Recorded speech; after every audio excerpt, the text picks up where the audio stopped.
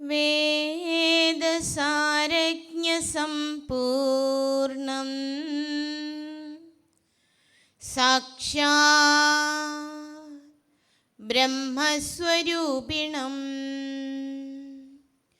ശാന്താനന്ദഗുരും വന്ദേ സന്തതം പരമേശ്വരം.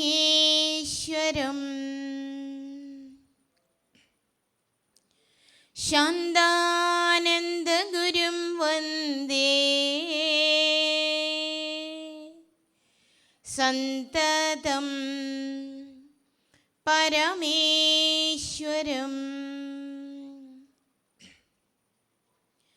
ഓം നമഃ പരമഋഷിഭ്യോ നമഃ പരമഋഷിഭ്യഃ. ഓം വാക് യജ്ഞേന കൽപ്പതാം.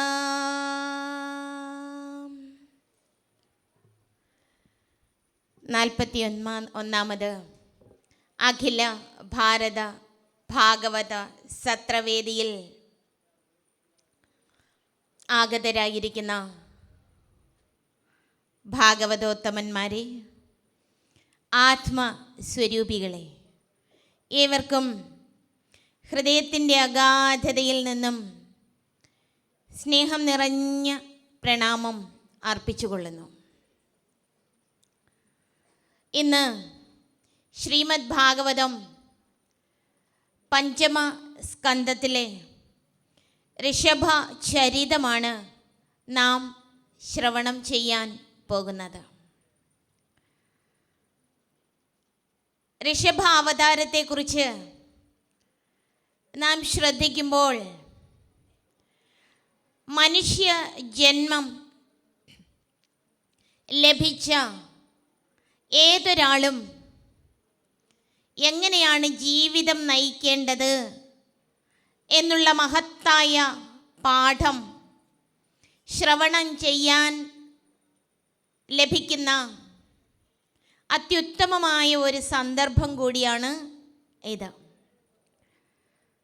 ഋഷഭദേവൻ നാഭി മഹാരാജാവിനും മേരു ദേവിക്കും ഈശ്വര പ്രാർത്ഥനയുടെ ഫലമായി ലഭിച്ച ഭഗവാന്റെ തന്നെ അവതാരമാണ്. അങ്ങനെയുള്ള ഋഷഭൻ എങ്ങനെ എന്തിന് അവതാരം ചെയ്തു? ഒരു ബ്രഹ്മചാരി, ഒരു സത്യസാക്ഷാത്കൃതൻ, മനുഷ്യ ശരീരം ലഭിച്ച ഒരു വ്യക്തി എങ്ങനെ തൻ്റെ ഓരോ ആശ്രമചര്യയിലൂടെയും കടന്ന് ഋഷിമാരുടെ ജീവിതം എങ്ങനെ ധാർമ്മികമായി നൈഷ്ഠിക ബ്രഹ്മചാരിയായി നയിക്കാം എന്നുള്ള പാഠം വളരെ ഉദാത്തമായി ഉത്കൃഷ്ടമായി കാട്ടിത്തരിക എന്ന ലക്ഷ്യത്തോടു കൂടിയാണ് ഋഷഭദേവൻ അവതരിച്ചത്. സമഭാവന, ശാന്തി, വൈരാഗ്യം, ഐശ്വര്യാദി ഗുണങ്ങൾ ഇവയൊക്കെ ചേർന്നാണ് ഋഷഭദേവൻ അവതരിച്ചത്. നമുക്ക് ഓരോരുത്തർക്കും അവതരിക്കുക എന്ന് പറഞ്ഞാൽ കീഴോട്ട് വരിക എന്നാണ് അർത്ഥം. എല്ലാവരും അവതാരമാണ്. അപ്പോൾ ഓരോരുത്തരും അവതരിക്കുമ്പോൾ അവർക്ക് ഓരോരോ ജീവിത ലക്ഷ്യമുണ്ട്. ദേഹ സ്വീകാര്യത്തിനനുസൃതമായ ലക്ഷ്യമുണ്ട്. അപ്പോൾ ഋഷഭദേവൻ എന്തിനാണ് അവതരിച്ചത് എന്ന് നാം ശ്രദ്ധിച്ചു. ഇന്ദ്രിയ ജയം സമ്പാദിച്ച് ദേഹ അഭിമാനം നശിച്ച ഋഷിമാര്, സത്യദർശികൾ എങ്ങനെ ധർമ്മ ആചരണം നിർവഹിക്കും എന്ന് കാട്ടിക്കൊടുക്കാൻ ഋഷഭദേവൻ അവതരിച്ചു. ഭഗവാൻ കൃഷ്ണൻ എങ്ങനെയാണ് അവതരിച്ചത്? എന്തിനാണ് അവതരിച്ചത്? പരിത്രാണായ സാധൂനാം വിനാശായ ച ദുഷ്കൃതാം ധർമ്മ സംസ്ഥാപനാർത്ഥായ സംഭവാമി യുഗേ യുഗേ. ധർമ്മ സംസ്ഥാപനത്തിന് വേണ്ടി ഭഗവാൻ അവതരിച്ചു. ആരാണ് ഈ ഋഷഭൻ എന്ന് നമുക്ക് മനസ്സിലായി. നാഭി എന്ന രാജർഷിയുടെയും മേരുദേവിയുടെയും പുത്രനായി ജനിച്ച ഋഷഭൻ ശ്രേഷ്ഠനാണ്. ഋഷഭം എന്ന പദത്തിൻ്റെ അർത്ഥം തന്നെ ശ്രേഷ്ഠത്വം. ശ്രേഷ്ഠൻ, തേജസ്, ബലം, അലൗകികമായ യശസ്, ശ്രീ, ഉത്സാഹം, ഉണർവ്, ഉന്മേഷം, വീര്യം, ബലം ഒക്കെ അനുദിനം ആ അഭൗമമായ തേജസ്സോടുകൂടി പ്രകടിപ്പിച്ച ഭഗവത് അവതാരം ഋഷഭൻ എന്ന ആ നാമധേയത്തിന് എന്തുകൊണ്ടും അർഹനാണ്. എന്തായാലും ഋഷഭൻ ഇന്ദ്രൻ്റെ പുത്രിയായ ജയന്തിയെ വിവാഹം കഴിച്ച് 100 പുത്രന്മാരുണ്ടായി. ഈ കഥകളൊക്കെ നിങ്ങളുടെ ശൈശവം മുതൽ ഇന്നു വരെ നിങ്ങൾ കേട്ടുകൊണ്ടിരിക്കുന്ന കഥകളാണ്. എല്ലാവർക്കും അറിയാം ആരാണ് ഋഷഭൻ്റെ മൂത്ത പുത്രൻ. ആരാണ്? പറയൂ, ആരാണ്? ഭരതൻ, അല്ലേ? ഭരതനാണ് മൂത്തപുത്രൻ. മൂത്തപുത്രനായ ഭരതൻ്റെ ചരിതം നമുക്ക് തുടർന്ന് ഭാഗവതത്തിൽ ശ്രവണം ചെയ്യാൻ കഴിയും. അത് നിങ്ങൾക്ക് ഇനിയും കേൾക്കാൻ അവസരമുണ്ട്, അല്ലേ? അങ്ങനെയുള്ള ഭരതനെ തുടർന്ന് 100 പുത്രന്മാരുണ്ട്. 100 പുത്രന്മാർ ആർക്കുണ്ടായി? ഋഷഭനുണ്ടായി. അങ്ങനെയുള്ള 100 പുത്രന്മാരിൽ നവയോഗികളും പെടും. ഈ ഋഷഭൻ എങ്ങനെയാണ് തൻ്റെ ഉപദേശം നിർവഹിച്ചത് എന്നാണ് നമ്മൾ പ്രത്യേകമായിട്ടും ശ്രദ്ധിക്കേണ്ടത്, പഠിക്കേണ്ടത്, ഗ്രഹിക്കേണ്ടത്. ഉപദേശം എന്ന് പറയുമ്പോൾ ഉപദിശ്യത്തെ ഇതി ഉപദേശഃ, ദിശദേശനേ എന്നൊരർത്ഥമുണ്ട്. അതായത് ബോധ്യപ്പെടുത്തി കൊടുക്കുക. അപ്പോൾ ചേർന്ന് പരമമായതിനെ, സത്യമായതിനെ ബോധ്യപ്പെടുത്തി കൊടുക്കുകയാണ് ഇവിടെ ഋഷഭൻ ചെയ്യുന്നത്. അങ്ങനെയുള്ള ഋഷഭ ഉപദേശം നമുക്ക് ശ്രദ്ധിക്കാം. ഉപദേശ രീതി എങ്ങനെയാണ് എന്നും ഇവിടെ കൃത്യമായിട്ട് പറഞ്ഞുകൊണ്ടാണ് ഋഷഭചരിതം പറയുന്നത്. സമചിത്തതയോടുകൂടി, എങ്ങനെ? സമചിത്തതയോടുകൂടി, ഉപശാന്തനായി, മിത്രതാഭാവത്തോടുകൂടി, കാരുണ്യത്തോടുകൂടി ഉപദേശിക്കണം. എങ്ങനെയാണ് ലക്ഷ്മണ ഉപദേശത്തിൽ ശ്രീരാമൻ ലക്ഷ്മണനെ ഉപദേശിക്കുന്നത്? വത്സ, സൗമിത്ര, അല്ലേ? വത്സ, വാത്സല്യമുള്ളവനെ, സുമിത്രയുടെ പുത്ര, കുമാര, നീ കേൾക്കണം. മത്സരാദ്യം വെടിഞ്ഞിട്ട് നീ കേൾക്കണം. അവിടെ ഒരു അധികാരം കൂടിയുണ്ട്. ഒരു വാത്സല്യം നിറഞ്ഞവനെ എന്ന് സ്നേഹത്തോടു കൂടി വിളിക്കുകയാണ്. അപ്പോൾ സാധാരണ ഉപദേശം നൽകുന്നവർ മുതിർന്നവരുണ്ട്, അധ്യാപകരുണ്ട്, അല്ലേ? മറ്റ് ഗുരുജനങ്ങളുണ്ട്, മാതാപിതാക്കളുണ്ട്. ഇവരൊക്കെ എങ്ങനെ ഉപദേശം നൽകണം എന്ന് തുടക്കത്തിൽ പറഞ്ഞിട്ട് മാതാപിതാക്കളും ഭരണകർത്താക്കളും ഗുരുജനങ്ങളും ഒക്കെ എങ്ങനെയാണ് ഉപദേശം നൽകേണ്ടത് എന്നും പറയുന്നുണ്ട്. അപ്പം തുടക്കത്തിൽ തന്നെ ഉപദേശം നൽകേണ്ടത് എങ്ങനെയാണെന്ന് വെളിപ്പെടുത്തി കഴിഞ്ഞു. മാതാപിതാക്കൾ എങ്ങനെയാണ് കുഞ്ഞുങ്ങളോട് ഉപദേശിക്കുന്നത്? ഇവനൊന്നും പറഞ്ഞാൽ കേൾക്കാത്തവനാണ്, അനുസരണ കെട്ടവനാണ്, ഒന്നിനും കൊള്ളാത്തവനാണ്. ഒരിക്കലും ഇങ്ങനെ ഉപദേശം നൽകരുത് എന്നാണ് നാം പഠിക്കേണ്ടത്. എന്ത് ബോധ്യപ്പെടുത്തി കൊടുക്കാനാണ് നമ്മളുടെ ഭാവമെങ്കിലും അത് നമ്മൾ എങ്ങനെ ബോധ്യപ്പെടുത്തി കൊടുക്കണം? വളരെ സ്നേഹത്തോടു കൂടി, കാരുണ്യത്തോടു കൂടി നാം ഏതൊന്നാണോ അവരെ ബോധിപ്പിക്കാൻ ആഗ്രഹിക്കുന്നത് അത് ഹൃദയംഗമമായിട്ട്, സ്നേഹമസൃണമായിട്ട് അല്ലേ നമ്മൾ ഉദ്ബോധിപ്പിക്കേണ്ടതായിട്ടുണ്ട്. അതുകൊണ്ട് അല്ലെങ്കിൽ തന്നെ ഏത് വാക്ക് നമ്മളിൽ നിന്ന് നിർഗളിച്ചാലും വാത്സല്യാത് ശ്രോത്ര സുഖാഗിര എന്നാണ് പറയുന്നത്. കേൾക്കാൻ ഇമ്പമുള്ളതും വാത്സല്യം നിറഞ്ഞതും മധുരമുള്ളതുമായ വാക്കുകളെ വേണം നാം പറയേണ്ടത്. അല്ലാതെ കഠോരമായ വാക്കുകൾ, പ്രയോജനശൂന്യമായ വാക്കുകൾ ഒരിക്കലും നമ്മളിൽ നിന്ന് നിർഗളിക്കാൻ ഇടയാകരുതേ ഭഗവാനെ എന്നുള്ള പ്രാർത്ഥന കൂടി തുടക്കത്തിൽ നമ്മെ പഠിപ്പിക്കുകയാണ്. കാരണം എന്ത്? ഇവിടെ ഉപദേശം എങ്ങനെയായിരിക്കണം എന്നും നമ്മെ ഉദ്ബോധിപ്പിക്കുന്നു, നമ്മെ ബോധിപ്പിക്കുന്നു. ഉപദേശം എങ്ങനെയായിരിക്കണം അതറിയണം. അപ്പം എങ്ങനെയായിരിക്കണം ഉപദേശിക്കേണ്ടത്? മിത്രതയോടുകൂടി. അപ്പം ഇനി ആരോട് എന്തുപദേശിക്കാൻ പോയാലും ഇതാരും വിസ്മരിക്കരുത്. വിസ്മരിക്കുമോ? അല്ല, അങ്ങനെയൊന്നും പറഞ്ഞാൽ അവൻ കേൾക്കില്ല. ആര് പറഞ്ഞു? ഇത് നമ്മൾ തെറ്റായി ധരിച്ചു വെച്ചിരിക്കുന്ന ഒരാശയമാണ്, നമ്മൾ തെറ്റായി ഗ്രഹിച്ചിരിക്കുന്ന ഒന്നാണ്.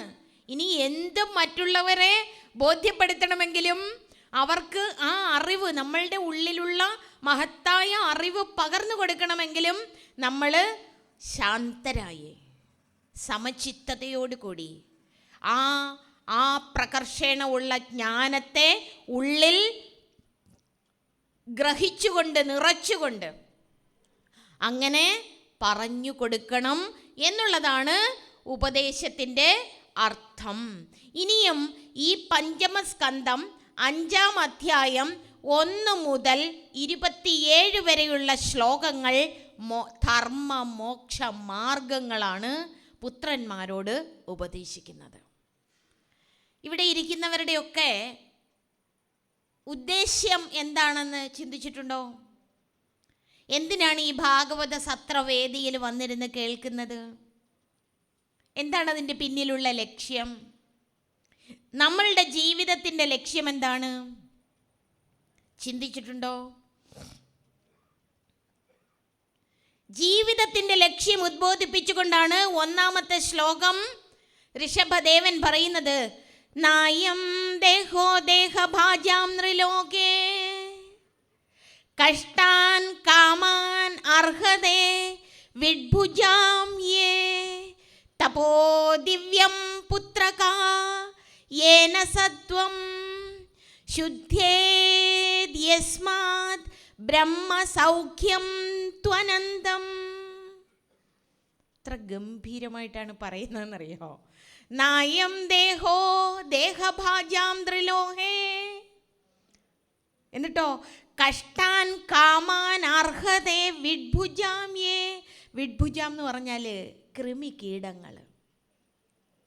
കൃമികീടങ്ങളെ പോലെ കഷ്ടങ്ങളെ തരുന്ന, ദുഃഖങ്ങളെ തരുന്ന ഒരു ജീവിതം നയിക്കുന്നതിന് വേണ്ടിയിട്ടല്ല ഈ ശ്രേഷ്ഠമായ മനുഷ്യ ശരീരം ലഭിച്ചിരിക്കുന്നത്.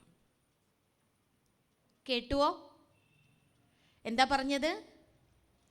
നിങ്ങൾ കേട്ടുവോ? കാതുകൊണ്ടാണോ കേട്ടത്? മസ്തിഷ്കം കൊണ്ടാണോ കേട്ടത്? ഹൃദയം കൊണ്ടാണോ കേട്ടത്? നമ്മളുടെ ശ്രേഷ്ഠമായ ഈ മനുഷ്യ ജന്മം കൃമികീടങ്ങളെപ്പോലെ ഇന്ദ്രിയദ്വാര സുഖഭോഗങ്ങൾ അനുഷ്ഠിച്ച്, സുഖഭോഗങ്ങൾ ഭുജിച്ച് നഷ്ടപ്പെടുത്താനുള്ളതല്ല.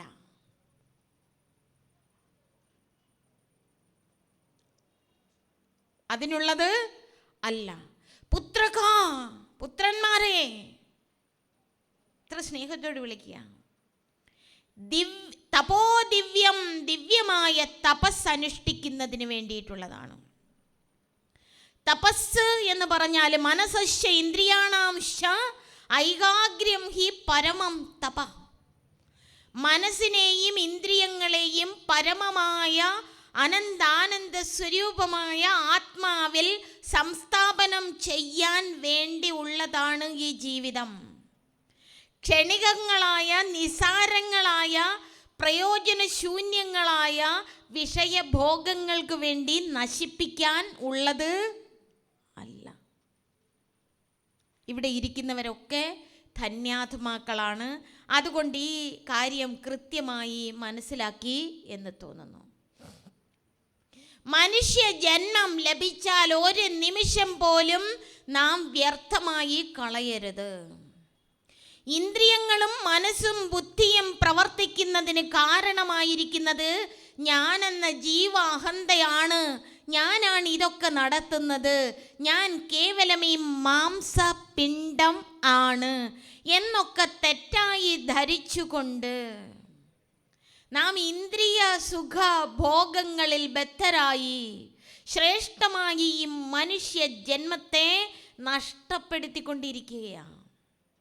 ഇതിവിടെ എങ്ങും അവസാനിക്കില്ല. കൃമികീടമെന്ന് പറഞ്ഞപ്പോൾ മഹാഭാരതത്തിലെ കീടോപാഖ്യാനം ഒന്ന് ഓർമ്മ വന്നുപോയി. മഹാഭാരത യുദ്ധം കഴിഞ്ഞ് സന്ധ്യാവേളയിൽ വ്യാസമഹർഷി വേഷപ്രച്ഛന്നനായി യുദ്ധഭൂമിയിൽ കൂടി ഒന്ന് നടക്കാനിടയായി. അങ്ങനെ നടന്നുകൊണ്ടിരിക്കുമ്പോൾ വ്യാസമഹർഷി കണ്ടു ഒരു കീടം വളരെ വേഗത്തിൽ ഇഴഞ്ഞു പോകുന്നു. അങ്ങനെ ഇഴഞ്ഞു പോകുന്ന കീടത്തിനോട് വ്യാസമഹർഷി ചോദിച്ചു, എന്തേ നീ ഇത്ര ധൃതിയിൽ ഇഴഞ്ഞു നീങ്ങുന്നു? ഉടനെ കീടം പറഞ്ഞു, ത്രികാലജ്ഞാനിയായ മഹാമുനെ, അങ്ങയ്ക്ക് എൻ്റെ കാര്യം അറിയില്ലയോ? ഉടനെ വ്യാസൻ ചോദിച്ചു, വേഷപ്രച്ഛന്നനായി വന്നിട്ടും നീ എന്നെ തിരിച്ചറിഞ്ഞുവോ? ഇതെന്ത് കൊള്ളാമല്ലോ. ഉടനെ പറഞ്ഞു, അതെ, അങ്ങിങ്ങനെ എൻ്റെ അടുത്ത്, ഞാൻ ചുരുക്കി പറയുകയാണ്, ദീർഘിപ്പിക്കുന്നില്ല, അങ്ങിങ്ങനെ എൻ്റെ അടുത്ത് കൂടുതൽ നേരം സംസാരിച്ചുകൊണ്ട് നിന്നാൽ എനിക്ക് അങ്ങേ ഭാഗത്ത് നിന്നും ഒരു രഥം ഉരുണ്ടു വരുന്നതിൻ്റെ ശബ്ദം അറിയാൻ കഴിയുന്നുണ്ട്. ആ രഥത്തിൻ്റെ ചക്രം എൻ്റെ അടുത്ത് എത്തിയാൽ അതെൻ്റെ മുകളിൽ കയറും, എൻ്റെ അവസാനവുമായിരിക്കും. അങ്ങേക്ക് പ്രശ്നമൊന്നുമില്ലല്ലോ. എൻ്റെ ഭാര്യയ്ക്കാണ് ഭർത്താവില്ലാതാകുന്നത്, എൻ്റെ മക്കൾക്കാണ് പിതാവില്ലാതാകുന്നത്. അതുകൊണ്ട് എത്രയും പെട്ടെന്ന് എന്നെ പോകാൻ അനുവദിക്കൂ എന്ന് വ്യാസമഹർഷിയുടെ അടുത്ത് ആ കീടം സംസാരിച്ചു. ഉടനെ തന്നെ രഥം ഉരുണ്ടു വരികയും ചക്രം കീടത്തിൻ്റെ പുറത്ത് കയറുകയും കീടം മരിക്കുകയും ചെയ്തു. ആരെങ്കിലും അയ്യോ എന്നൊക്കെ, അതോ അയ്യോ കഷ്ടം.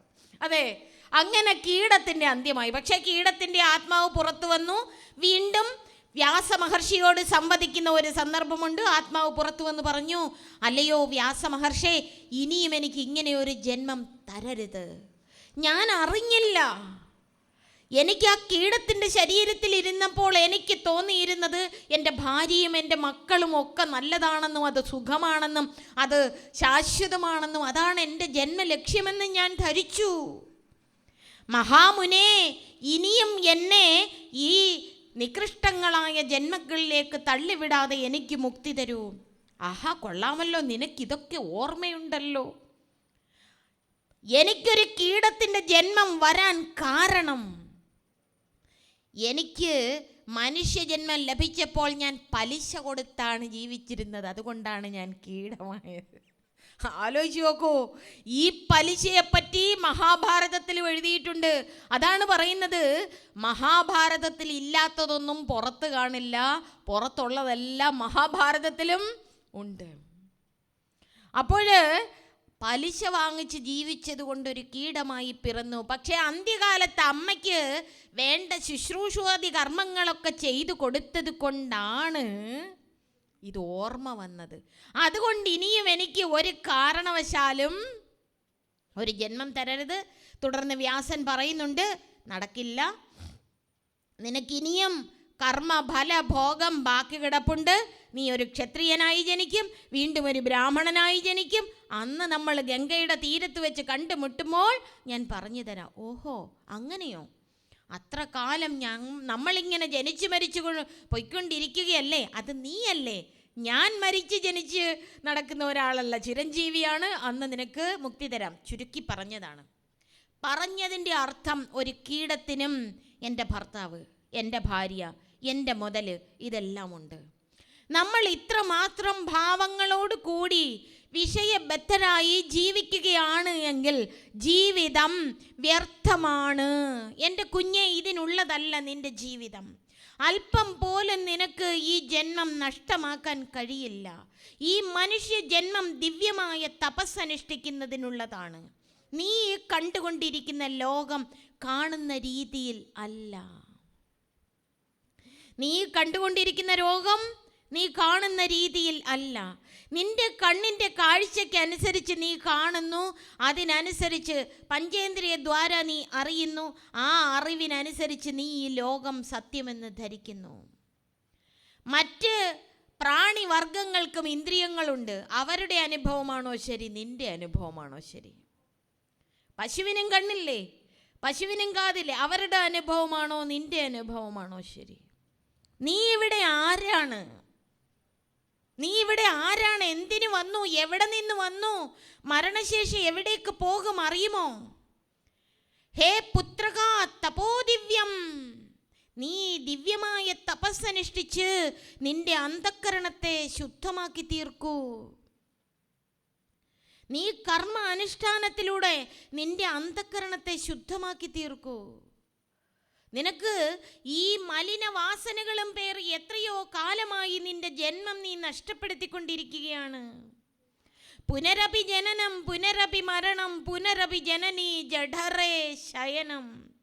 ജനന മരണങ്ങൾ ഇങ്ങനെ തുടർന്നുകൊണ്ടിരിക്കുകയാണ് എന്ന് പറയുമ്പോൾ നമ്മളിതൊക്കെ കാണാതെ പഠിപ്പിക്കും. സ്വയം ഉള്ളിലേക്ക്, പ്രാണനിലേക്ക് ഇത് സന്നിവേശിപ്പിച്ചിട്ടുണ്ടോ? പ്രാണന്റെ ആഴത്തിൽ ഈ സത്യത്തെ ഗ്രഹിച്ച് നമ്മളുടെ ഹൃദയത്തെ വിമലീകരിച്ചിട്ടുണ്ടോ? എന്തിനാണ് ഈ ശ്രേഷ്ഠമായ ജന്മം ലഭിച്ചിരിക്കുന്നത്? ചിത്തസ്യ ശുദ്ധയേ കർമ്മ നതു വസ്തുപലഭ്യതേ വസ്തുസിദ്ധിർവിചാരേണ ന കിഞ്ചിത് കർമ്മ കോടിഭിഹി. ചിത്തശുദ്ധിക്ക് വേണ്ടിയാണ് സകല കർമ്മങ്ങളും അനുഷ്ഠിക്കേണ്ടത്.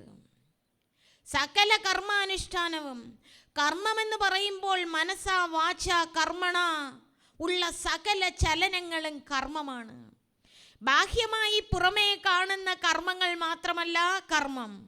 ആ കർമ്മങ്ങൾക്ക് കാരണമായി സൂക്ഷ്മമായ മനസ്സിൻ്റെ ചലനമുണ്ട്. ഉണ്ടോ ഇല്ലയോ? ഉണ്ട് അല്ലേ? ആ ചലനവും കർമ്മമാണ്. അപ്പോൾ ഈ മനസ്സുകൊണ്ട് എന്ത് ചിന്തിക്കുന്നുവോ, വാക്കുകൊണ്ട് എന്ത് പറയുന്നുവോ, ശരീരം കൊണ്ട് എന്ത് ചെയ്യുന്നുവോ, അതിനൊക്കെ അദൃശ്യമായ ഒരു ഫലം ഗുപ്തമായി ഒരാൾ രേഖപ്പെടുത്തി വെക്കുന്നുണ്ട് നമ്മളുടെ പ്രാണനോട് ചേർത്ത്. അവൻ്റെ പേരാണ് ചിത്രഗുപ്തൻ. ആ ചിത്രഗുപ്തൻ നമ്മളുടെ പ്രാണനിലേക്ക് ചേർത്ത് വെക്കുന്ന കർമ്മഫലം ഇന്നല്ലെങ്കിൽ നാളെ നാം തന്നെ ഭുജിക്കേണ്ടി വരും.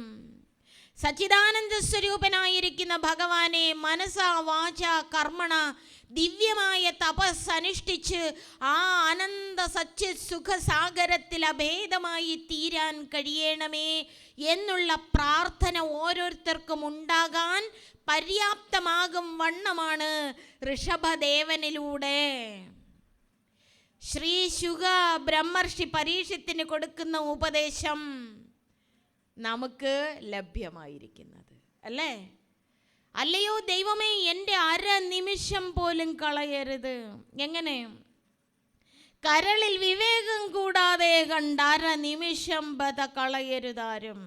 വിവേകമില്ലാതെ അര നിമിഷം പോലും നാം നഷ്ടമാക്കരുത്. അങ്ങനെ നഷ്ടമാക്കിയാൽ അതൊരു മഹത്തായ കഷ്ടമാണ് എന്ന് കേന ഉപനിഷത്ത് പറയുന്നുണ്ട്. ഇഹ ചേതവേദീത് അത സത്യമസ്തി ന ചേതീഹ അവേദീത് മഹതി വിനഷ്ടി. നമ്മളിപ്പോൾ ജീവിച്ചു കൊണ്ടിരിക്കുന്നത് ഭഗവാനെ സ്മരിച്ചുകൊണ്ടാണോ വിഷയങ്ങളെ സ്മരിച്ചുകൊണ്ടാണോ? വിഷയങ്ങളെ സ്മരിക്കുന്നവർക്ക് ഭഗവാനെ സ്മരിക്കാൻ പറ്റത്തില്ല. ഭഗവാനെ സ്മരിക്കുന്നവർക്ക് ഭഗവാൻ അദ്വയാനന്ദ സ്വരൂപമായിരിക്കുന്ന ബോധമാണ്, സച്ചിദാനന്ദമാണ്, ഭാഗിക്കാൻ കഴിയാത്ത പൂർണ്ണതയാണ്. നമുക്ക് ഭഗവാനെ സ്മരിക്കാൻ നിതരാം അവസരമുണ്ട്. ഇപ്പം നമ്മളൊരു വസ്തുവിനെ അനുഭവിക്കുന്നു, ഒരു വ്യക്തിയെ അനുഭവിക്കുന്നു, ഈ പ്രപഞ്ചത്തെ അനുഭവിക്കുന്നു. ആരുള്ളത് കൊണ്ടാണ് ഈ പ്രപഞ്ചത്തെ അനുഭവിക്കുന്നത്? ഞാനുള്ളത് കൊണ്ട്, അല്ലേ?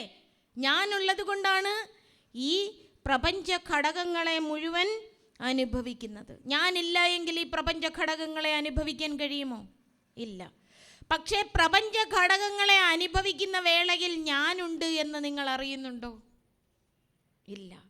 ഓരോ പ്രപഞ്ച ഘടകങ്ങളെയും അനുഭവിക്കുന്ന വേളയിൽ അതിൻ്റെ ഒരു മായാരൂപം, ഒരു ഛായാചിത്രം, ഒരു പകർപ്പ് നിങ്ങളുടെ മനസ്സൊപ്പിയെടുത്ത് ചിത്തമാകുന്ന ആ ക്യാൻവാസിൽ അങ്ങനെ ചേർത്ത് വയ്ക്കുന്നു. അങ്ങനെ ചിത്തമാകുന്ന ക്യാൻവാസ് അങ്ങനെ നിറഞ്ഞ് നിറഞ്ഞു പോകുന്നു. അത് ഇടയ്ക്കിടയ്ക്ക് ചുരുട്ടി വെക്കുന്നു, ഇടയ്ക്കിടയ്ക്ക് നിവർത്തി വെക്കുന്നു. അപ്പം ഈ ചിത്തവും മനസ്സും ബുദ്ധിയും ഇന്ദ്രിയങ്ങളും ചേർന്ന് ഈ പ്രപഞ്ചത്തെ അനുഭവിച്ചു കൊണ്ടിരിക്കുമ്പോൾ അനുഭവിക്കുന്നതിന് കാരണമായി ഞാനെന്ന ബോധം അതിൻ്റെ പിന്നിൽ ശബ്ദമില്ലാതെ, ആശയമില്ലാതെ, ചിത്രമില്ലാതെ നിലനിൽക്കുന്നുണ്ട് എന്ന് ശ്രദ്ധിക്കാൻ കഴിഞ്ഞാൽ നിങ്ങൾക്ക് അവബോധമുണ്ടാകും. ഇത് തന്നെയാണ് വ്യാസ മഹർഷിയും ശങ്കര ഭഗവത്പാദരും രമണ മഹർഷിയും തുടങ്ങി ഇന്ന് വരെയുള്ള സകല ആചാര്യന്മാരും പറഞ്ഞത്. കുഞ്ഞേ, ത്വം ഹി ബ്രഹ്മ ത്വം തത് അസി, അല്ലേ? ത്വം തത് അസി, ത്വം ജാനകി അസി എന്നാണ് പറഞ്ഞത്. ത്വം കാമാക്ഷി അസി, ത്വം രാമചന്ദ്രൻ അസി എന്നാണ് പറഞ്ഞത്. അല്ല, ത്വം തത് അസി. തത് എന്ന് പറഞ്ഞാൽ അതെന്നോ ഇതെന്നോ പറയാൻ കഴിയാത്തതും എന്നാൽ പരിധിരഹിതവുമായിരിക്കുന്ന പൂർണ്ണ ചൈതന്യം. അതെന്ന് പറയാൻ കഴിയുന്നതിനെയെല്ലാം നമുക്ക് ഇതെന്നും പറയാം, ഇതെന്ന് പറയാൻ കഴിയുന്നതിനെയെല്ലാം നമുക്ക് അതെന്നും പറയാം. അങ്ങനെ പറയുന്നതെല്ലാം പരിമിതമാണ്. എന്നാൽ അതെന്നോ ഇതെന്നോ പറയാൻ കഴിയാത്തതും പരിധിരഹിതവുമായിരിക്കുന്ന ബോധമാണ് ഞാൻ എന്ന ആ സത്ത. ഈ സകല അനുഭവങ്ങൾക്കും കാരണമായി അതിൻ്റെ പിന്നിൽ ഞാനെന്ന ബോധം നിറഞ്ഞു വിളങ്ങുന്നുണ്ട്.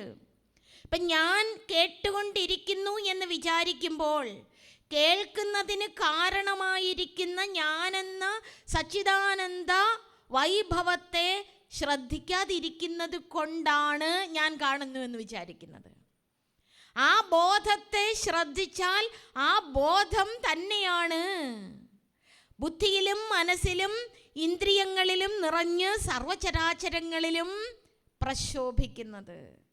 അപ്പോൾ വസ്തുക്കളെ കാണുമ്പോൾ വസ്തുക്കളെയും വ്യക്തികളെയും ചരാചരങ്ങളെയും നിലനിർത്തുന്ന അദൃശ്യവും അരൂപവുമായിരിക്കുന്ന വ്യാപകത്വ ചേതനയെ അന്തർജ്ഞാനത്തിൻ്റെ വിശുദ്ധിയിൽ കാണാൻ കഴിയും. അതിനു വേണ്ടിയുള്ളതാണ് ഈ മഹത്തായ മാനവ ജന്മം. അത് അരനിമിഷം നഷ്ടമാക്കാനുണ്ടോ?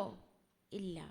പ്രഭാത സവാരി സമുദ്രത്തിൻ്റെ തീരത്ത് നടത്തുന്ന ഒരു വ്യക്തി ഉണ്ടായിരുന്നു. അദ്ദേഹം ഒരു ദിവസം പ്രഭാത സവാരിക്കായി അങ്ങനെ സമുദ്ര തീരത്ത് കൂടി നടക്കാൻ തുടങ്ങി.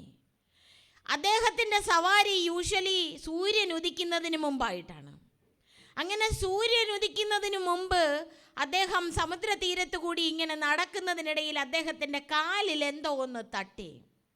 അദ്ദേഹം ഒന്ന് എടുത്തു നോക്കിയപ്പോൾ ഏതോ ഒരു സഞ്ചിയാണ്. അതും എടുത്തുകൊണ്ട് കുറേ ദൂരം നടന്നതിന് ശേഷം അദ്ദേഹം ഒരു ബെഞ്ചിൽ, സമുദ്രത്തിന് അഭിമുഖമായി ആ ബെഞ്ചിൽ ചെന്നിരുന്നു. ഇരുന്നതിന് ശേഷം അദ്ദേഹം ഇങ്ങനെ സഞ്ചിയിലേക്ക് കൈയിട്ട് നോക്കിയപ്പോൾ ഓരോ ഉരുളൻ കല്ലുകളാണ്. അദ്ദേഹം ഓരോന്നെടുത്ത് സമുദ്രത്തിലേക്ക് എറിഞ്ഞ് സമയം കളഞ്ഞുകൊണ്ടിരുന്നു. അങ്ങനെ സമുദ്രത്തിലേക്ക് ഓരോ കല്ലും എറിഞ്ഞ് കളഞ്ഞുകൊണ്ടിരുന്നു. ഏതാണ്ട് സൂര്യൻ ഉദിക്കുന്ന സമയമായപ്പോൾ അദ്ദേഹം അതിലേക്കൊന്ന് നോക്കിയപ്പോഴോ അമൂല്യമായ രത്നങ്ങളായിരുന്നു അത്. എല്ലാം എറിഞ്ഞു കളഞ്ഞു. 2 or 3 എണ്ണം മാത്രം ബാക്കിയുണ്ട്. അതുകൂടെ എറിഞ്ഞു കളയോ?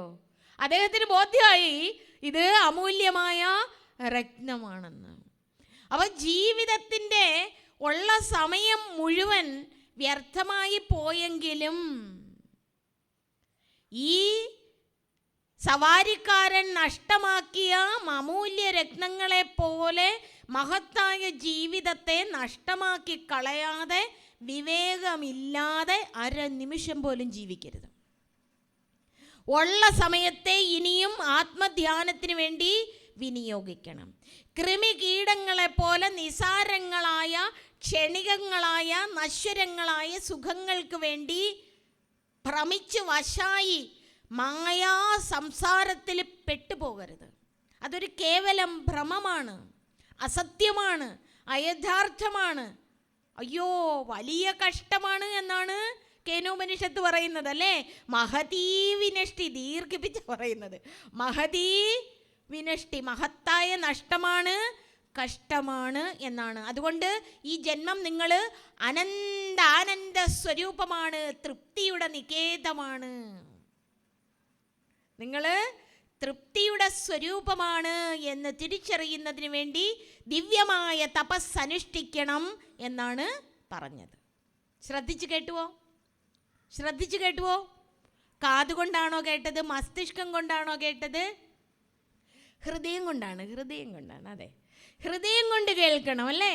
ഹൃദയം കൊണ്ട് കേൾക്കുക എന്ന് പറയുമ്പോൾ നാം ഈ ശ്രവണം ചെയ്യുന്ന സമയത്ത് നമ്മളുടെ ഉള്ളിലുള്ള ചിന്തകളെ കേട്ടുകൊണ്ടിരുന്നാൽ ഇത് കേൾക്കാൻ പറ്റില്ല. ഒരേ സമയത്ത് നമുക്ക് 2 കേൾവി നടക്കും. പുറമേയുള്ളതും കേൾക്കാം, ഉള്ളിലെ ചിന്തകളെയും കേൾക്കാം. അപ്പം സകല ചിന്തകളെയും മാറ്റി നിർത്തിയിട്ട് ഭഗവാനെ തന്നെ കേട്ടുകൊണ്ടിരിക്കണം.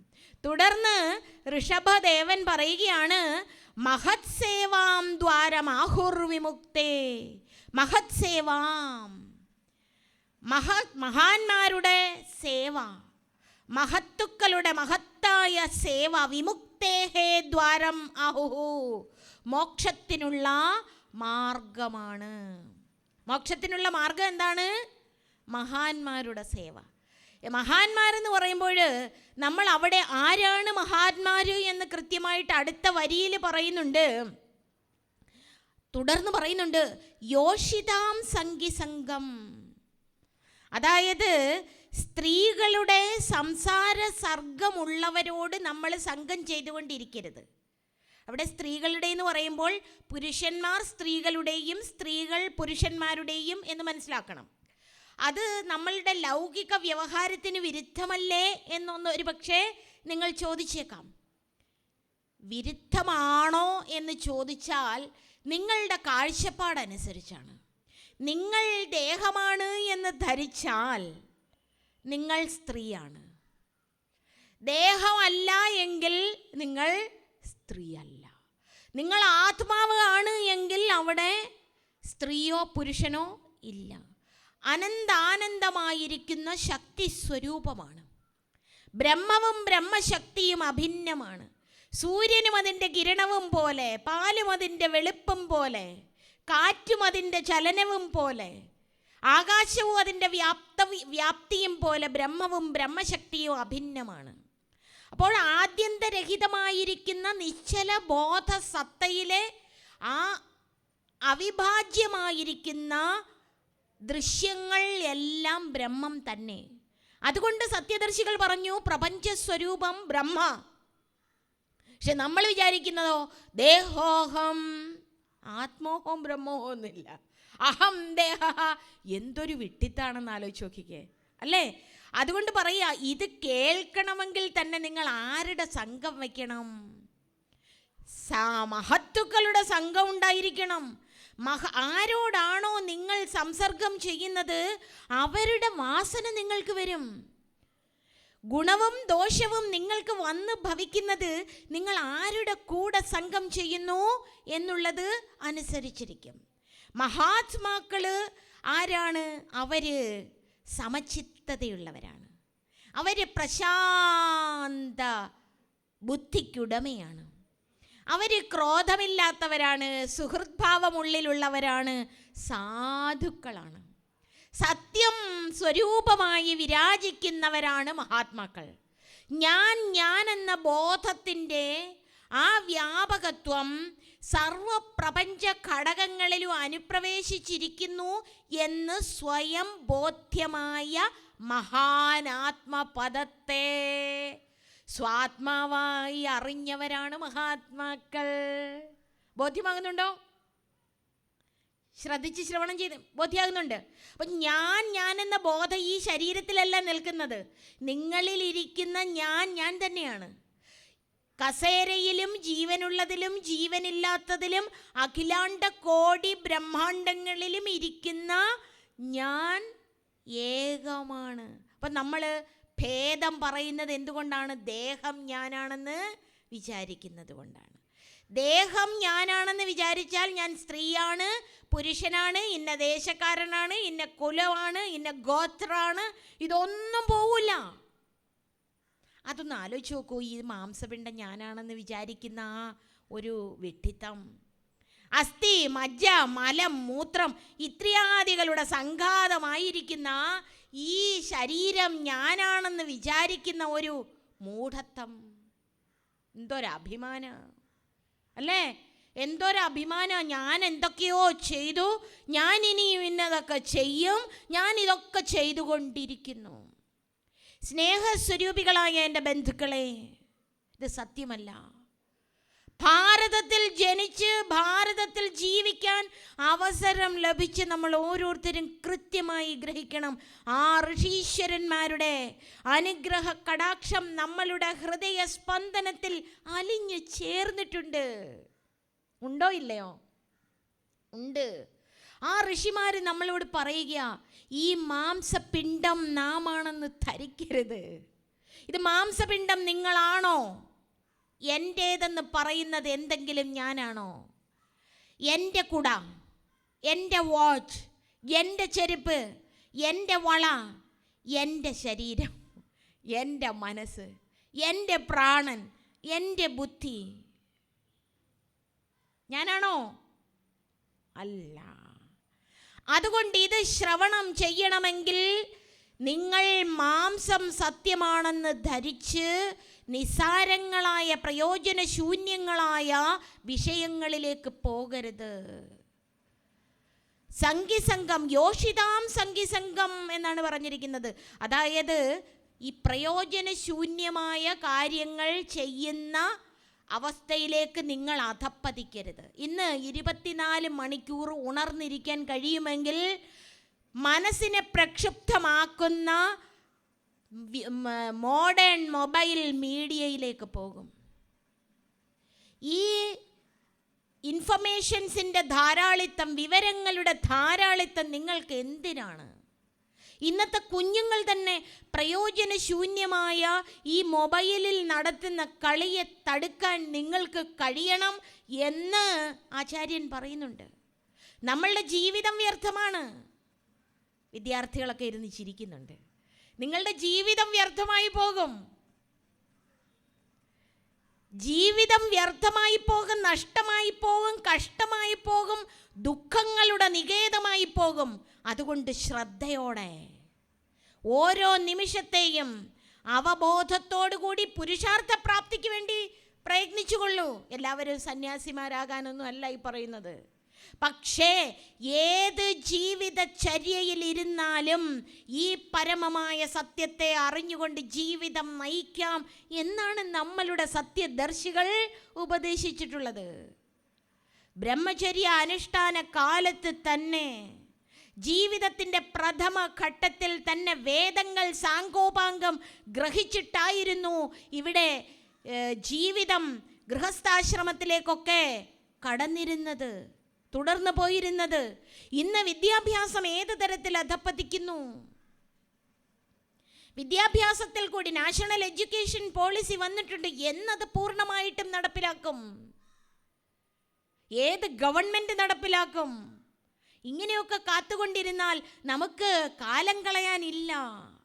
നമ്മളുടെ മക്കളെ, നമ്മളുടെ കുഞ്ഞുങ്ങളെ, നമ്മളുടെ സമൂഹത്തിലുള്ള പ്രിയ മിത്രങ്ങളെ സത്യത്തിൻ്റെ പന്ഥാവിലേക്ക് കൊണ്ടുവരിക എന്നുള്ളത് നമ്മളുടെ കർത്തവ്യമല്ലേ? നമ്മളുടെ ഉത്തരവാദിത്തമല്ലേ? നമ്മളുടെ നന്മ നിറഞ്ഞ ഹൃദയത്തിൻ്റെ ആ ഒരു പ്രതിപ്രവർത്തനമല്ലേ? അല്ലേ? അതുകൊണ്ട് സമാജത്തിൻ്റെ നന്മയെ ലാക്കാക്കിക്കൊണ്ട്, കുടുംബത്തിൻ്റെ മേന്മയെയും ജനക്ഷേമത്തെയും ലാക്കാക്കിക്കൊണ്ട് നമ്മൾ ഓരോരുത്തർക്കും വേണ്ടി ചിന്തിക്കണം, പറയണം, പ്രവർത്തിക്കണം. സജ്ജന സംസർഗം ജീവിതവ്രതമാക്കി മാറ്റിക്കൊണ്ട് നമ്മളുടെ ജീവിതത്തെ മുന്നോട്ട് കൊണ്ടുപോകണം. അടുത്ത ശ്ലോകത്തിൽ വീണ്ടും പറയുകയാണ്, നിങ്ങൾ ആശയിൽ ബദ്ധരായി, ഭാര്യ, പുത്രന്മാർ, ബന്ധുമിത്രാദികൾ ഇവയിലൊക്കെ ബദ്ധരായി നിങ്ങൾ ധനത്തിന് വേണ്ടി മാത്രം ജീവിക്കരുത്. മാ കുരു ധനജന യൗവന ഗർവം ഹരതി നിമേഷാത് കാല സർവം. മാ കുരു ധനജന യൗവന ഗർവം. ധനത്തിലും ബന്ധുക്കളും മിത്രങ്ങളും ഒക്കെ ഉണ്ട് എന്ന് വിചാരിച്ച് യൗവനത്തിലും ഒക്കെ ഗർവ് വേണ്ട. ഹരതി നിമേഷാത് കാല സർവം. സർവം കാലം നിമിഷം കൊണ്ടില്ലാതാക്കി തരും. നമ്മളൊന്ന് ആലോചിച്ച് നോക്കൂ.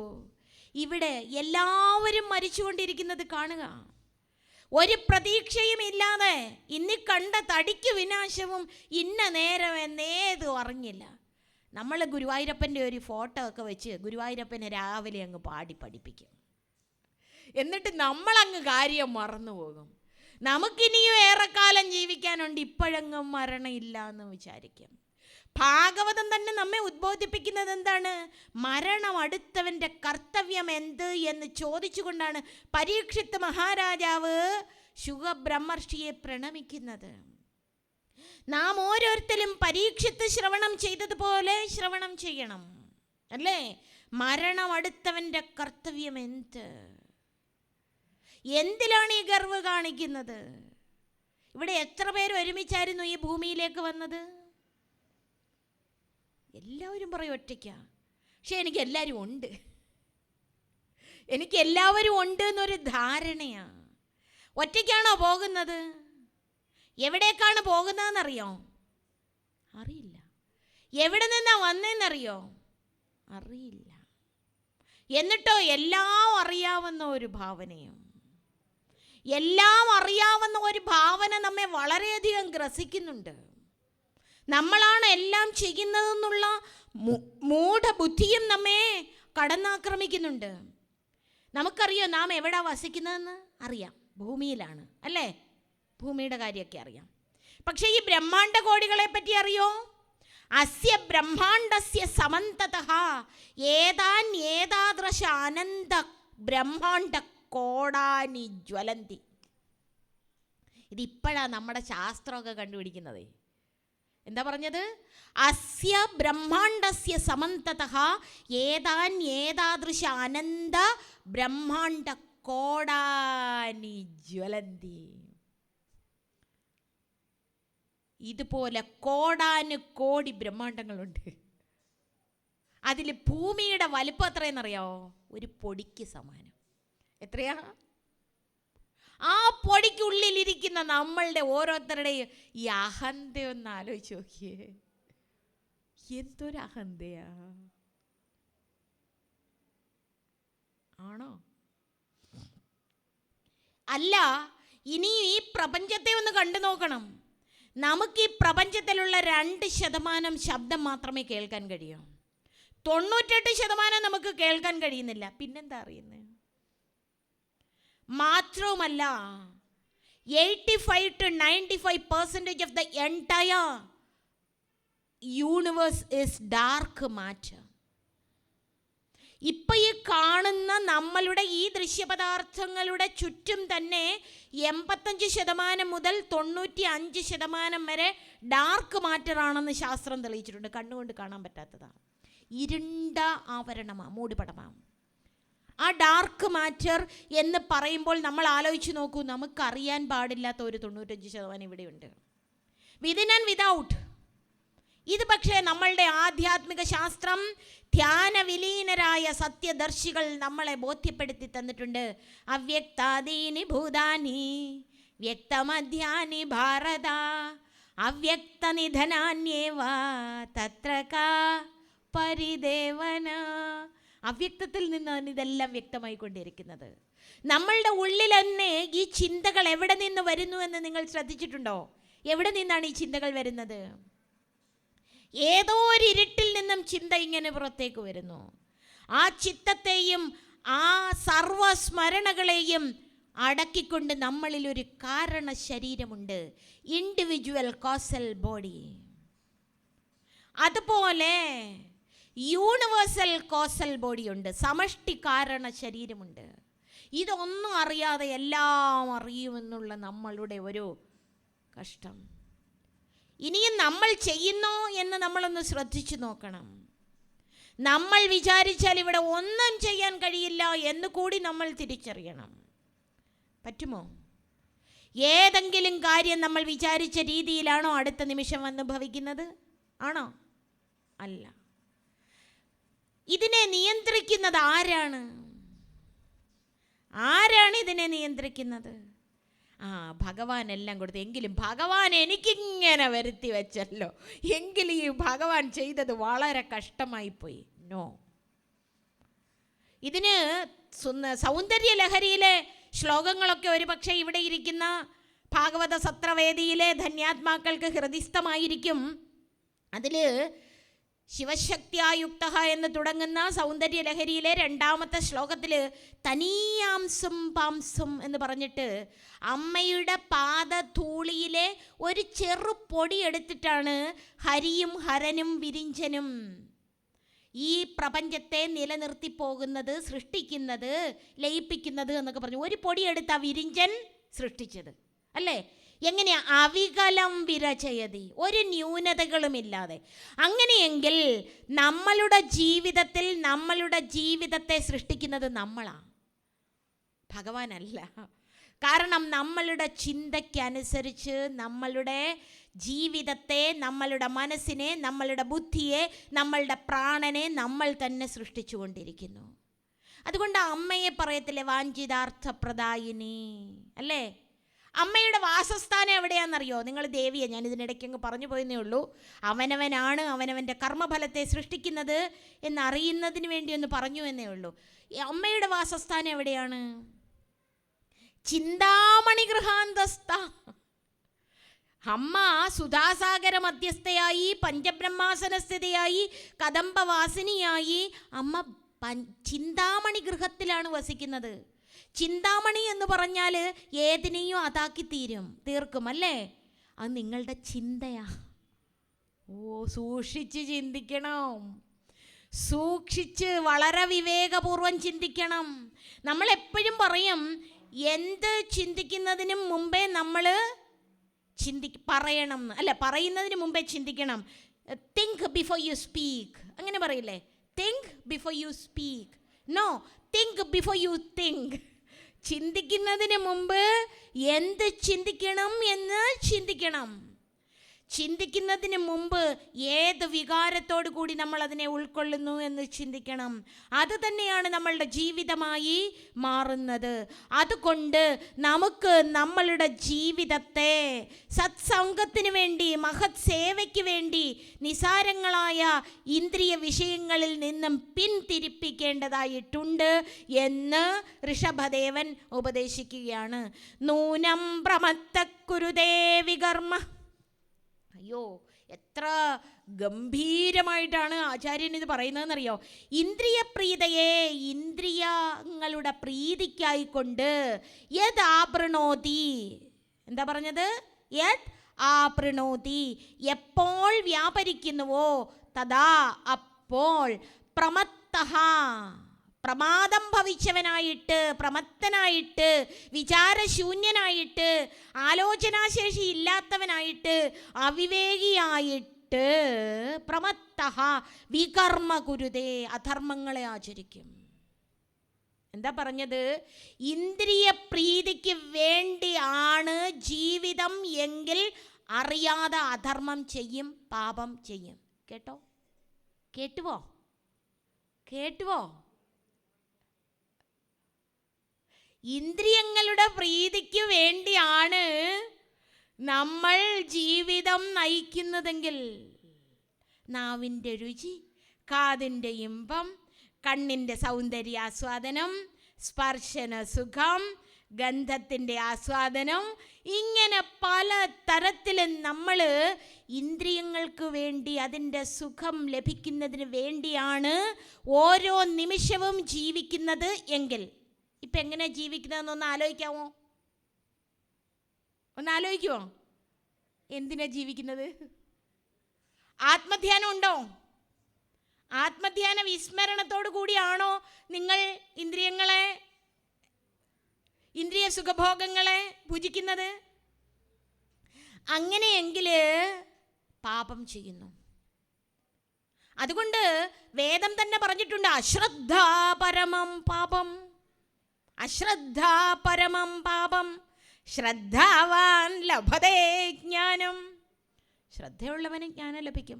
ശ്രദ്ധ എന്ന് പറഞ്ഞാൽ എന്താണ് അർത്ഥം? ശ്രദ്ധ ശാസ്ത്രസ്യ ഗുരുവാക്യസ്യ സത്യബുദ്ധി അവധാരണ. ശാസ്ത്രത്തിലും ഗുരുവാക്യത്തിലും സത്യബുദ്ധിയോടുകൂടി സകല ചരാചരങ്ങളിലും നിറഞ്ഞു നിൽക്കുന്ന ദൈവസത്തയെ കണ്ടുകൊണ്ടുള്ള ജീവിതമാണ് ശ്രദ്ധയോടുകൂടിയ ജീവിതം. അപ്പം അശ്രദ്ധയോടുകൂടി പാപം ആചരിച്ചു പോകരുത്. പിന്നെ എങ്ങനെ ജീവിക്കണം? ഇന്ദ്രിയ വിഷയ ആസ്വാദനം നടത്തുമ്പോൾ ആത്മവിസ്മരണം സംഭവിക്കരുത്. ശങ്കര ഭഗവത്പാദർ പറയുന്നുണ്ട്, ശബ്ദാദിപി പഞ്ചപിരേപ പഞ്ച പഞ്ചത്വമാപു സ്വഗുണേന ബദ്ധ കുരംഗ മാതംഗ പതംഗ മീന ഭൃംഗ നര പഞ്ചഭിരഞ്ജിതയ്ക്കും, നര പഞ്ചഭിരഞ്ജിതയ്ക്കും. സ്വഗുണങ്ങളാൽ ബദ്ധരായിട്ട് കുരംഗം, മാതംഗം, പതംഗം, മീനം, ഭൃംഗം ഇവ ഓരോന്നും അവയുടെ ശരീരത്തെ തന്നെ ഇല്ലാതാക്കുന്നു, ജന്മത്തെ തന്നെ നശിപ്പിക്കുന്നു. കുരംഗം എന്ന് പറഞ്ഞാൽ മാൻ. മാനിനെ എങ്ങനെയാണ് വേട്ടക്കാരൻ കെണിയിൽപ്പെടുത്തുന്നത് എന്ന് നിങ്ങൾക്കറിയുമോ? എങ്ങനെയാണ്? മധുരമായ നാദം ഇങ്ങനെ കേൾപ്പിച്ചു കൊടുക്കും. ഇത് കേട്ടിട്ട് മാൻ ഇങ്ങനെ ശ്രദ്ധിച്ച് നിൽക്കുന്ന വേളയിൽ മാനിനെ വലയിൽ അകപ്പെടുത്തും.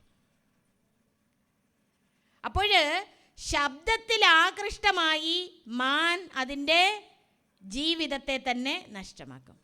കുരംഗ മാതംഗം എന്ന് പറഞ്ഞാൽ ആന. ഈ ആനയെ കെണിയിലാക്കുന്നത് എങ്ങനെയെന്ന് നിങ്ങൾക്കറിയോ? കുഴി കുഴിക്കും. കുഴി കുഴിച്ചതിന് ശേഷം അതിലേക്ക് പോകുന്നതിന് വേണ്ടി പിടിയാനയെ മുമ്പേ നടത്തും. പിടിയാനയുടെ പുറകെ ആര് പോകും? കൊമ്പനാന പോകും. അങ്ങനെ ഈ പിടിയാനയും കൊമ്പനാനയും സ്പർശസുഖത്തിന് വേണ്ടി കൊമ്പനാന പിടിയാനയുടെ പിന്നാലെ പാഞ്ഞുകൊണ്ട് ആ കെണിക്കുഴിയിൽ വന്നു വീഴും. അങ്ങനെയാണ് സ്പർശസുഖത്തിന് വേണ്ടി പാഞ്ഞുകൊണ്ടിരിക്കുന്ന ആന കെണിയിൽ പെട്ടുപോയി ജീവിതം തന്നെ നശിപ്പിക്കുന്നത്. കുരംഗ, മാതംഗ, പതംഗ. ഈ ഈയാമ്പാറ്റയ്ക്ക് ലൈറ്റ് കാണുമ്പോൾ വലിയ സന്തോഷമാണ്. അപ്പോൾ അഗ്നിയെ കേന്ദ്രീകരിച്ച് പതംഗം അതിൻ്റെ പിന്നാലെ പാഞ്ഞ് അവിടെ ചെന്ന് ജീവിതം ഹോമിക്കും. മീനാകട്ടെ ഇരയിൽ കോർത്ത ആ ഭക്ഷണത്തിന് വേണ്ടി അടുത്തേക്ക് ചെന്നിട്ട് അതിൽ ഒരു കൊത്തി തൻ്റെ ജീവിതം തീരും. അല്ലേ? അപ്പം ശബ്ദം, സ്പർശം, രൂപം, രസം. രസം സ്വാദ് അല്ലേ? ഇനി ഗന്ധം, ഭൃംഗം, വണ്ട്. ഈ വണ്ട് താമരയുടെ മണം ആസ്വദിച്ച് അവിടെ ചെന്നിട്ട് അതിനകത്ത് കയറിയിരിക്കും. താമര കൂമ്പിപ്പോകും അല്ലേ? താമര കൂമ്പിപ്പോകും. പിന്നെയോ അതിനകത്ത് കയറിയ ഈ വണ്ടാകട്ടെ ഒരു കാരണവശാലും പുറത്തേക്ക് വരാൻ താല്പര്യപ്പെടില്ല. നമ്മൾ ഒരു കാര്യം ആലോചിക്കണം, തടി പോലും തുളച്ചിറക്കാൻ കഴിവുള്ള ഈ വണ്ട് ഒരു മൃദുവായ താമരയ്ക്കുള്ളിൽ പ്രവേശിച്ചിട്ട് അതിന് പുറത്തേക്ക് കടക്കാൻ കഴിയാതെ അതിനുള്ളിൽ തന്നെ ഇരുന്ന് മരിച്ചു പോകുന്ന അവസ്ഥ.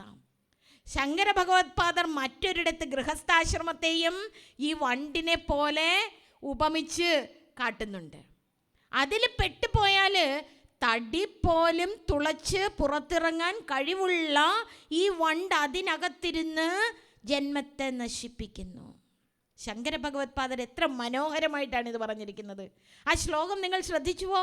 ശബ്ദാധിപി പഞ്ചപിരേപ പഞ്ചത്വമാപു സ്വഗുണേന ബദ്ധ കുരംഗ മാതംഗ പതംഗ മീന ഭൃംഗ. അല്ലേ? വണ്ട് വരെ. നര പഞ്ചപിരഞ്ചിതക്കും, ഇതിൽ അഞ്ചിലും ബദ്ധനായിരിക്കുന്ന മനുഷ്യനോ?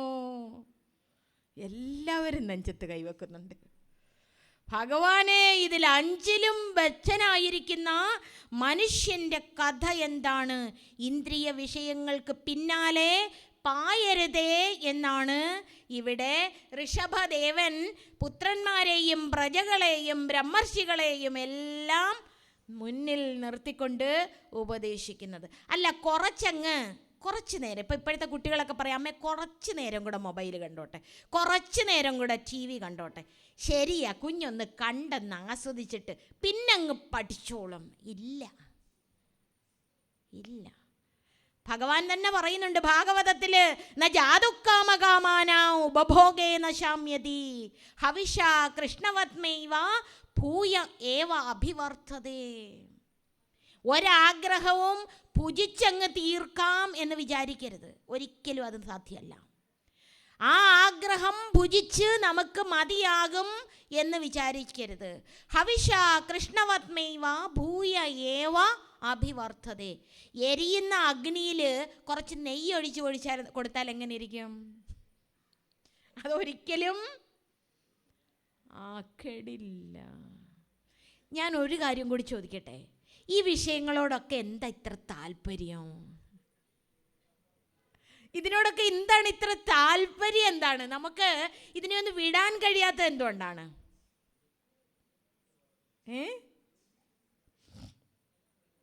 ഇതൊക്കെ പറയാൻ കൊള്ളാം, കേൾക്കാൻ കൊള്ളാം, ഭാഗവത സത്രവേദികളിൽ പ്രസംഗിക്കാൻ കൊള്ളാം, ഞങ്ങളൊക്കെ പോയിരുന്ന് കേൾക്കുകയൊക്കെ ചെയ്യും. പക്ഷേ മാതാജി, ഇത് ജീവിതത്തിൽ അങ്ങോട്ട് പ്രാവർത്തികമാക്കാൻ പറ്റുന്നില്ലല്ലോ. പറ്റിയില്ല എങ്കിൽ പ്രയോഗത്തിൽ വരുത്താൻ കഴിയാത്ത ജ്ഞാനം കൊണ്ട് പ്രയോജനമുണ്ടോ? ഇല്ല. അത് ജ്ഞാനമാണോ? അല്ല. അപ്പോൾ ഇത് പ്രയോഗത്തിൽ വരുത്തണം. എന്തുകൊണ്ടാണ് പ്രയോഗത്തിൽ വരുത്താത്തതെന്നറിയോ? ഒരു കൊച്ചു കുഞ്ഞ് ഒരു കുന്നിൻ്റെ മുകളിൽ കയറി മുനമ്പിൻ്റെ ഭാഗത്തെത്തി നിൽക്കുകയാണ്. അവൻ ആ വലത് കാല് മുന്നോട്ടെടുത്ത് വെച്ചാൽ താഴേക്ക് വീഴും എന്ന് കൊച്ചു കുഞ്ഞിന് അറിയില്ല. അവൻ അറിവില്ലായ്മ കൊണ്ടല്ലേ അങ്ങോട്ട് വീഴുന്നത്? ആണോ അല്ലയോ? അതെ അല്ലേ? അതുപോലെ നമുക്ക് ഇപ്പോൾ നമ്മൾ നയിച്ചുകൊണ്ടിരിക്കുന്ന ജീവിതത്തെപ്പറ്റി ശാസ്ത്രീയമായ അവബോധമില്ല, കാഴ്ചപ്പാടില്ല, ജ്ഞാനമില്ല. നമ്മളുടെ വിചാരം വസ്തുക്കളിൽ നിന്നും വ്യക്തികളിൽ നിന്നും സുഖം നമ്മിലേക്ക് വരുന്നു എന്നാണ്. എന്താ? വസ്തുക്കളിൽ നിന്നും വ്യക്തികളിൽ നിന്നും നമ്മിലേക്ക് സുഖം വരുന്നെന്ന് വിചാരിച്ചല്ലേ നമ്മൾ ഓരോരുത്തരെയും സമീപിക്കുന്നത്. ഉദാഹരണമായി ഒരു ആപ്പിളിൻ്റെ മൊബൈൽ, ആപ്പിൾ റിസ്റ്റ് വാച്ച്, ആപ്പിളിൻ്റെ പ്രോഡക്റ്റ്സ് ഇന്ന് യങ്സ്റ്റേഴ്സിനൊക്കെ, യുവജനങ്ങൾക്കൊക്കെ വളരെ താല്പര്യമാണ് അല്ലേ? അപ്പോൾ ആ മൊബൈൽ കിട്ടണം എന്ന് ആഗ്രഹിക്കുന്നു അമ്മമാർ ഇവിടെ ഇരിക്കുന്നവരുണ്ടെങ്കിൽ അവർക്കൊരു നല്ല കാഞ്ചീപുരം വേണ്ടെന്ന് ഇവിടെ ഇരുന്നൊരു ധന്യാത്മാവായ അമ്മ അറിയുന്നു, വേണ്ടാന്ന്. അല്ല, ഒരു ഉദാഹരണം പറയാനാണ്. നിങ്ങൾ ശ്രദ്ധിച്ച് കേട്ടാൽ നിങ്ങൾക്കത് കൃത്യമായിട്ട് ഗ്രഹിക്കാൻ കഴിയും. നമുക്കൊരാഗ്രഹം ഇന്നത് കിട്ടണമെന്ന്. അപ്പോൾ ആ പട്ട് സാരിക്ക് വേണ്ടി മനസ്സ് ഇങ്ങനെ ആഗ്രഹിച്ചുകൊണ്ടിരിക്കുക, കിട്ടിയാൽ കൊള്ളാം. അപ്പോൾ അത് കിട്ടുന്നത് വരെ മനസ്സിനൊരു വിഷമം, അല്ലേ? വിഷമം ഇല്ല എങ്കിലും അത് കിട്ടാൻ വേണ്ടി ഒരു ശ്രദ്ധ. അപ്പം ചിലർ വലിയ വീട് വെക്കണം, 2 നില വീട് വെക്കണം, 3 നില വീട് വെക്കണം, അത് നല്ല ഇങ്ങനെ ആയിരിക്കണം. അതിനു വേണ്ടിയുള്ള ആശ മൂത്ത അസ്വസ്ഥത. അതങ്ങോട്ട് വെച്ച് കഴിയുമ്പോഴോ സ്വസ്ഥത. പട്ടുസാരി കിട്ടിക്കഴിയുമ്പോഴോ സ്വസ്ഥത. ആപ്പിളിൻ്റെ മൊബൈൽ കിട്ടിക്കഴിയുമ്പോഴോ സ്വസ്ഥത. ഇനി നമുക്ക് ശ്രദ്ധിക്കേണ്ടത്, ആപ്പിൾ വാച്ചിൽ നിന്നാണോ പട്ട് സാരിയിൽ നിന്നാണോ നമ്മളിലേക്ക് ആനന്ദം വന്നത്? ശ്രദ്ധിച്ച് കേൾക്കുന്നുണ്ടോ? ഉണ്ട്. അപ്പം അതിൽ നിന്നാണോ നമ്മിലേക്ക് സുഖം വന്നത് എന്നാണ് നാം ശ്രദ്ധിക്കാൻ പോകുന്നത്. അതായത് ആ വസ്തുവിൽ നിന്നാണ് സുഖം വന്നതെങ്കിൽ ആ വസ്തുവിൽ നിന്ന് സെയിം എമൗണ്ട് ഓഫ് ഹാപ്പിനെസ്, അതേ അളവിലുള്ള സുഖം നമുക്ക് അടുത്ത ദിവസവും ലഭിക്കണം, ഒരാഴ്ച കഴിഞ്ഞും ലഭിക്കണം, 1 മാസം കഴിഞ്ഞും ലഭിക്കണം. If that object is the source of happiness, ആ വസ്തുവാണ് ആനന്ദത്തിൻ്റെ ഉറവിടമെങ്കിൽ അതെപ്പോഴും അതേ അളവിലുള്ള ആനന്ദത്തെ തരണ്ടേ? ലോജിക്കല്ലേ? തരണ്ടേ? അങ്ങനെ കിട്ടുന്നില്ലല്ലോ. പക്ഷെ കിട്ടിയപ്പോൾ സുഖം അനുഭവിച്ചതായി തോന്നുകയും ചെയ്തു, അല്ലേ? അല്ലയോ? അതെ. അപ്പോൾ അത് ലഭിച്ച വേളയിൽ സുഖം തോന്നി, പക്ഷേ അത് അടുത്ത ദിവസം കഴിഞ്ഞപ്പോൾ മറന്നു തുടങ്ങി, ഒരാഴ്ച കഴിഞ്ഞപ്പോൾ പിന്നെ അങ്ങനെ ഒരു ചിന്തയേ ഇല്ല, അടുത്ത ആഗ്രഹം ആ സ്ഥാനത്ത് പ്രതിഷ്ഠിതമായും കഴിഞ്ഞു, വീണ്ടും അസ്വസ്ഥതയിലേക്ക് പോയി. അപ്പോൾ ഒരാശ, ആ ആശയുടെ പൂർത്തീകരണം കഴിയുന്നതിന് മുമ്പ് തന്നെ കഴിഞ്ഞാലും അടുത്ത ആശ, ഇങ്ങനെ നമ്മൾ പൊയ്ക്കൊണ്ടിരിക്കുക. അപ്പം നമുക്ക് എവിടെ നിന്നാണ് ഈ സുഖം ലഭിച്ചത് എന്ന് നമുക്കറിയില്ല. നമ്മളുടെ വിചാരം സാരിയിൽ നിന്നാണ്, നമ്മളുടെ വിചാരം ആപ്പിളിൻ്റെ സ്മാർട്ട് ഫോണിൽ നിന്നാ, വാച്ചിൽ നിന്നാ എന്നൊക്കെയാണ് നമ്മൾ ധരിച്ചിരിക്കുന്നത്. പക്ഷേ ഇന്ന് വരെ ഒരു ശാസ്ത്രവും പുറമേയുള്ള വിഷയങ്ങളിൽ നിന്നോ വസ്തുക്കളിൽ നിന്നോ വ്യക്തികളിൽ നിന്നോ നമ്മിലേക്ക് സുഖം വരുന്നതായി തെളിയിച്ചിട്ടില്ല. ഒരു ശാസ്ത്രവും തെളിയിച്ചിട്ടില്ല. പിന്നെ പക്ഷെ സുഖം കിട്ടിയതുപോലെ തോന്നിയല്ലോ, അല്ലേ? ആണോ അല്ലയോ? അതെ. അതെങ്ങനെയാണെന്നറിയോ? അത് ഈ ആഗ്രഹിച്ചുകൊണ്ടിരുന്ന മനസ്സ് എപ്പോഴാഗ്രഹം വന്നോ അപ്പോൾ നാം സ്വരൂപത്തെ വിസ്മരിച്ചു, ആനന്ദത്തിൻ്റെ ഉറവിടത്തെ വിസ്മരിച്ചു. അങ്ങനെ ആഗ്രഹിച്ചുകൊണ്ടിരുന്ന മനസ്സ് അതിൻ്റെ ലഭ്യതയിൽ അതിൻ്റെ അധിഷ്ഠാനമായ ആത്മസ്വരൂപത്തിലൊന്ന് അമർന്നു. നമ്മൾ തെറ്റിദ്ധരിച്ചു വസ്തുവിൻ്റെ ലഭ്യതയിലാ നമുക്ക് കിട്ടിയതെന്ന്. നമ്മളുടെ തെറ്റിദ്ധാരണ എന്താ? വസ്തുവിൻ്റെ ലഭ്യതയിൽ നമുക്ക് കിട്ടി എന്ന് നമ്മൾ തെറ്റിദ്ധരിച്ചു. യഥാർത്ഥത്തിൽ വസ്തുവിൻ്റെ ലഭ്യതയിലല്ല നമുക്ക് ആനന്ദം ലഭിച്ചത്, അത് ആത്മാവിൻ്റെ ആനന്ദമാണ്. ഏതിൻ്റെ ആനന്ദമാണ്? ആത്മാനന്ദഘനമേവ. ആത്മാവിൻ്റെ ആനന്ദം അല്ലാതെ മറ്റൊരു സുഖവും ഇവിടെയില്ല. ഇപ്പം അങ്ങനെയാണെങ്കിൽ വസ്തുക്കളിൽ നിന്നാണ് സുഖം ലഭിക്കുന്നതെങ്കിൽ വസ്തുക്കൾ കൂടുന്നതനുസരിച്ച് സുഖം കൂടണം, വസ്തുക്കൾ കുറയുന്നതനുസരിച്ച് സുഖം കുറയണം. പക്ഷെ നിദ്രയിൽ ഒരു വസ്തുവും ഇല്ലാതെയാണല്ലോ എല്ലാവർക്കും സുഖം ലഭിക്കുന്നത്, ഉറക്കത്തിൽ, അല്ലേ? അതുകൊണ്ട് വസ്തുക്കളാണോ സുഖം തരുന്നത്? അല്ല. അതുകൊണ്ട് നിങ്ങൾ ദയവ് ചെയ്ത് ഇന്ദ്രിയ വിഷയങ്ങൾ നിങ്ങളെ തൃപ്തിപ്പെടുത്തുന്നുവെന്നും സുഖം നൽകുന്നു എന്നും തെറ്റായി ധരിക്കരുത്. നിങ്ങൾക്ക് വസ്തുക്കളുടെ സ്വരൂപം അറിയില്ല, പ്രപഞ്ചത്തിൻ്റെ സ്വരൂപം അറിയില്ല. പരിമിതങ്ങളായ മാംസപിണ്ഡത്തെ കണ്ടുകൊണ്ട് മാംസപിണ്ഡം എൻ്റേതാണ്, ഞാനാണ് എന്നൊക്കെ തെറ്റിദ്ധരിക്കുക ചെയ്യുന്നത്. ഈ മാംസപിണ്ഡത്തിൽ നിന്നും സുഖം വരുന്നു എന്ന് തെറ്റായി ധരിക്കുന്നു. എല്ലാം തെറ്റായ ജ്ഞാനമാണ്.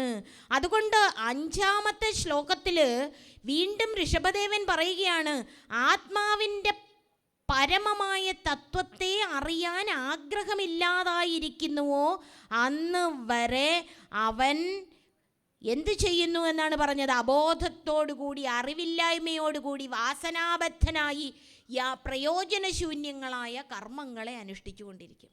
ഇപ്പോഴെന്താ വാസന? എൻ്റെ മോന്, എൻ്റെ മോള്, എൻ്റെ വസ്തു. പോകുമ്പോൾ യെസ് ബാങ്കാണോ, സ്വിസ് ബാങ്കാണോ, കാനറ ബാങ്കിലെ അക്കൗണ്ടാണോ, ഏതാണ് കൊണ്ടുപോകാൻ പോകുന്നത്? What are you going to take along with U?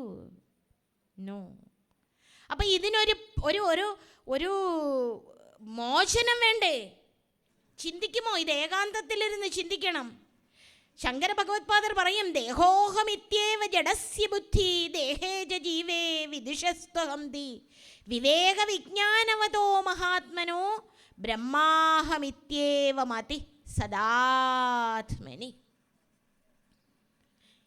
ദേഹോഹമിത്യേവ ജഡസ്യ ബുദ്ധി. ജഡബുദ്ധികൾ ഞാൻ ദേഹമാണെന്ന് വിചാരിക്കുക.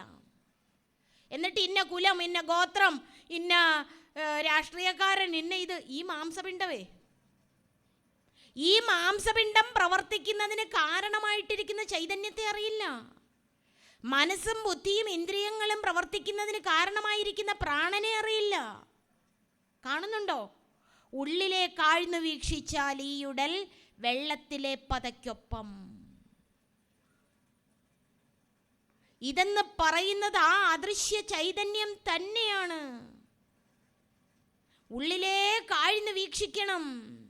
ഞാൻ എന്ന ജീവ അഹന്തയിൽ രമിച്ചുകൊണ്ട് എൻ്റേതെന്ന് ഭ്രമിച്ച് മായാമോഹിതരായി സുഖ ദുഃഖ ഉത്കണ്ഠാദി ഭ്രമങ്ങളിൽ പെട്ട് ജീവിതത്തെ നശിപ്പിക്കാൻ തയ്യാറാണോ എൻ്റെ ബന്ധുക്കളെ? ആണോ? ആണോ? തയ്യാറാണോ? വേണ്ട, വേണ്ട, വേണ്ട. അപ്പം ഏകാന്തത്തിലിരുന്ന് ചിന്തിക്കണം, ഭഗവാനേ, ഇനിയും എനിക്ക് സമയം കളയാൻ അല്പം പോലുമില്ല. എത്ര നേരം ഈ ദേഹം നിലനിൽക്കുന്നുവോ, ദേഹം ഞാനല്ല, എൻ്റെ ചിന്ത ഞാനല്ല, എൻ്റെ വാക്കുകൾ ഞാനല്ല എന്ന് തിരിച്ചറിഞ്ഞുകൊണ്ട് ചിന്തയ്ക്ക് കാരണമായിരിക്കുന്ന, ചിന്താരഹിതമായിരിക്കുന്ന ഞാനെന്ന ബോധത്തിലേക്ക് ശ്രദ്ധ കേന്ദ്രീകരിച്ചുകൊണ്ട്, ഞാനെന്ന ശബ്ദം ഉദയമാകുന്നതിനാധാരമായിരിക്കുന്നത് ശബ്ദമല്ല. പ്രഥമ ശബ്ദം എന്താണ്? ഞാനെന്ന ശബ്ദം. അപ്പം ആ ഞാനെന്ന ശബ്ദം ഉദയമാകുന്നതിന് ആധാരമായിരിക്കുന്ന ശബ്ദരഹിതമായിരിക്കുന്ന ബോധമാണ് ഞാൻ. അതുകൊണ്ട് വേദം കൃത്യമായി പറഞ്ഞു തന്നു, അശബ്ദം ബ്രഹ്മ. എന്താ? അശബ്ദം ബ്രഹ്മ. മൗനിയായി ഏകാഗിയായിരുന്ന് ഈ മഹത്തായ തത്വത്തെ ഉപാസിക്കണം, ശ്രദ്ധിക്കണം, ചിന്തിക്കണം, വിശകലനം ചെയ്യണം. ഇന്ദ്രിയ വിഷയങ്ങളുടെ പിന്നാലെ പരക്കം പാഞ്ഞുകൊണ്ട് ഇനിയും ജീവിതം നയിക്കാൻ കഴിയുകയില്ല എന്ന് വിചാരിച്ചുകൊണ്ട്, എന്ന് ബോധ്യപ്പെട്ടുകൊണ്ട്, ഹൃദയഗ്രന്ഥി ഭേദനത്തിന് വേണ്ടി നമ്മളുടെ ഉള്ളിൽ പല വാസനകളില്ലേ? വാസനകളില്ലേ? കഷ്ട. ആ വാസന മാറ്റാൻ എന്ത് ചെയ്യണം? ഉണർന്നിരുന്നുകൊണ്ട്. എന്ത് വേണം? ഉണർന്നിരുന്നുകൊണ്ട്, ജാഗ്രത്തിൽ വിവേക വൈരാഗ്യങ്ങളെ ആർജിച്ചുകൊണ്ട് ശമാധി ഷഡ്ക സമ്പത്തി വളർത്തിയെടുക്കാനാണ് ഇവിടെ ആചാര്യൻ പറയുന്നത്. എങ്ങനെയാണോ നമ്മളുടെ ഉള്ളിൽ സമബുദ്ധി വരുന്നത്, അതിന് ഒരു കാര്യം ചെയ്യൂ. ഹംസേ ഗുരൗ മയി ഭക്ത്യാനുവൃത്യ, ഹംസേ ഗുരൗ മയി ഭക്ത്യാനുവൃത്യ. ഹംസേ ഗുരു, ഹംസതുല്യനായ ഗുരുവില് ഹൃദയ സമ്പൂർണമായ ഭക്തി കൊണ്ട് ശ്രദ്ധയെ നിർത്തുക. ഹംസതുല്യനായ ഗുരു എന്ന് പറഞ്ഞാൽ, ഹംസ എങ്ങനെയാണ് പാലും വെള്ളവും വെച്ചു കൊടുത്ത പാല് മാത്രം വേർതിരിക്കുന്നത്? ഹംസതുല്യനായ ഗുരു ഈ പ്രപഞ്ചത്തിൽ വ്യവഹരിക്കുമ്പോൾ പ്രപഞ്ചത്തെ കാണില്ല, ബ്രഹ്മത്തെ കാണും. എന്താ പറഞ്ഞത്? വ്യക്തികളെ കാണുമ്പോൾ വ്യക്തിയെ കാണില്ല, വ്യക്തി അതീതമായിരിക്കുന്ന തത്വത്തെ കാണും. ശരീരത്തെ കാണുമ്പോൾ ശരീരത്തെ കാണില്ല, അശരീരമായിരിക്കുന്ന ആ അദ്വൈത തേജസ്സിനെ കാണും. ഇത് ഈ ബാഹ്യമായ നേത്രം കൊണ്ടുള്ള ഒരു കാഴ്ചയല്ല, മനസ്സ് അസത്യമാണ് എന്ന് ബോധ്യമായി കഴിഞ്ഞാൽ, ചിന്ത അസത്യമാണ് എന്ന് ബോധ്യമായി കഴിഞ്ഞാൽ, എങ്ങനെ മനസ്സിലാക്കാം ഈ ചിന്ത അസത്യമാണെന്ന്? എങ്ങനെ മനസ്സിലാക്കാം? ചിന്ത വസ്തുവാണോ? സമയമില്ലാന്ന് തോന്നുന്നു. ചിന്ത വസ്തുവാണോ? കസേര എന്ന ശബ്ദം കസേരയാണോ? ഞാൻ ചിന്തയാണോ? ചിന്ത വസ്തുവാണോ? ശ്രദ്ധിച്ച് കേൾക്കുന്നുണ്ടോ? അതുകൊണ്ടാണ് ഞാൻ ഇച്ചിരി ഇതൊക്കെ പറയുന്നത്. ചിന്ത വസ്തുവാണോ? വസ്തുവിൽ ചിന്തയുണ്ടോ? കസേര എന്ന വസ്തുവിൽ കസേര എന്ന ചിന്തയുണ്ടോ? ക്യാമറ എന്ന വസ്തുവിൽ ക്യാമറ എന്ന ശബ്ദമുണ്ടോ? നമ്മൾ കൊടുത്ത ശബ്ദമാണ് അല്ലേ? അപ്പം ചിന്ത വസ്തുവല്ല.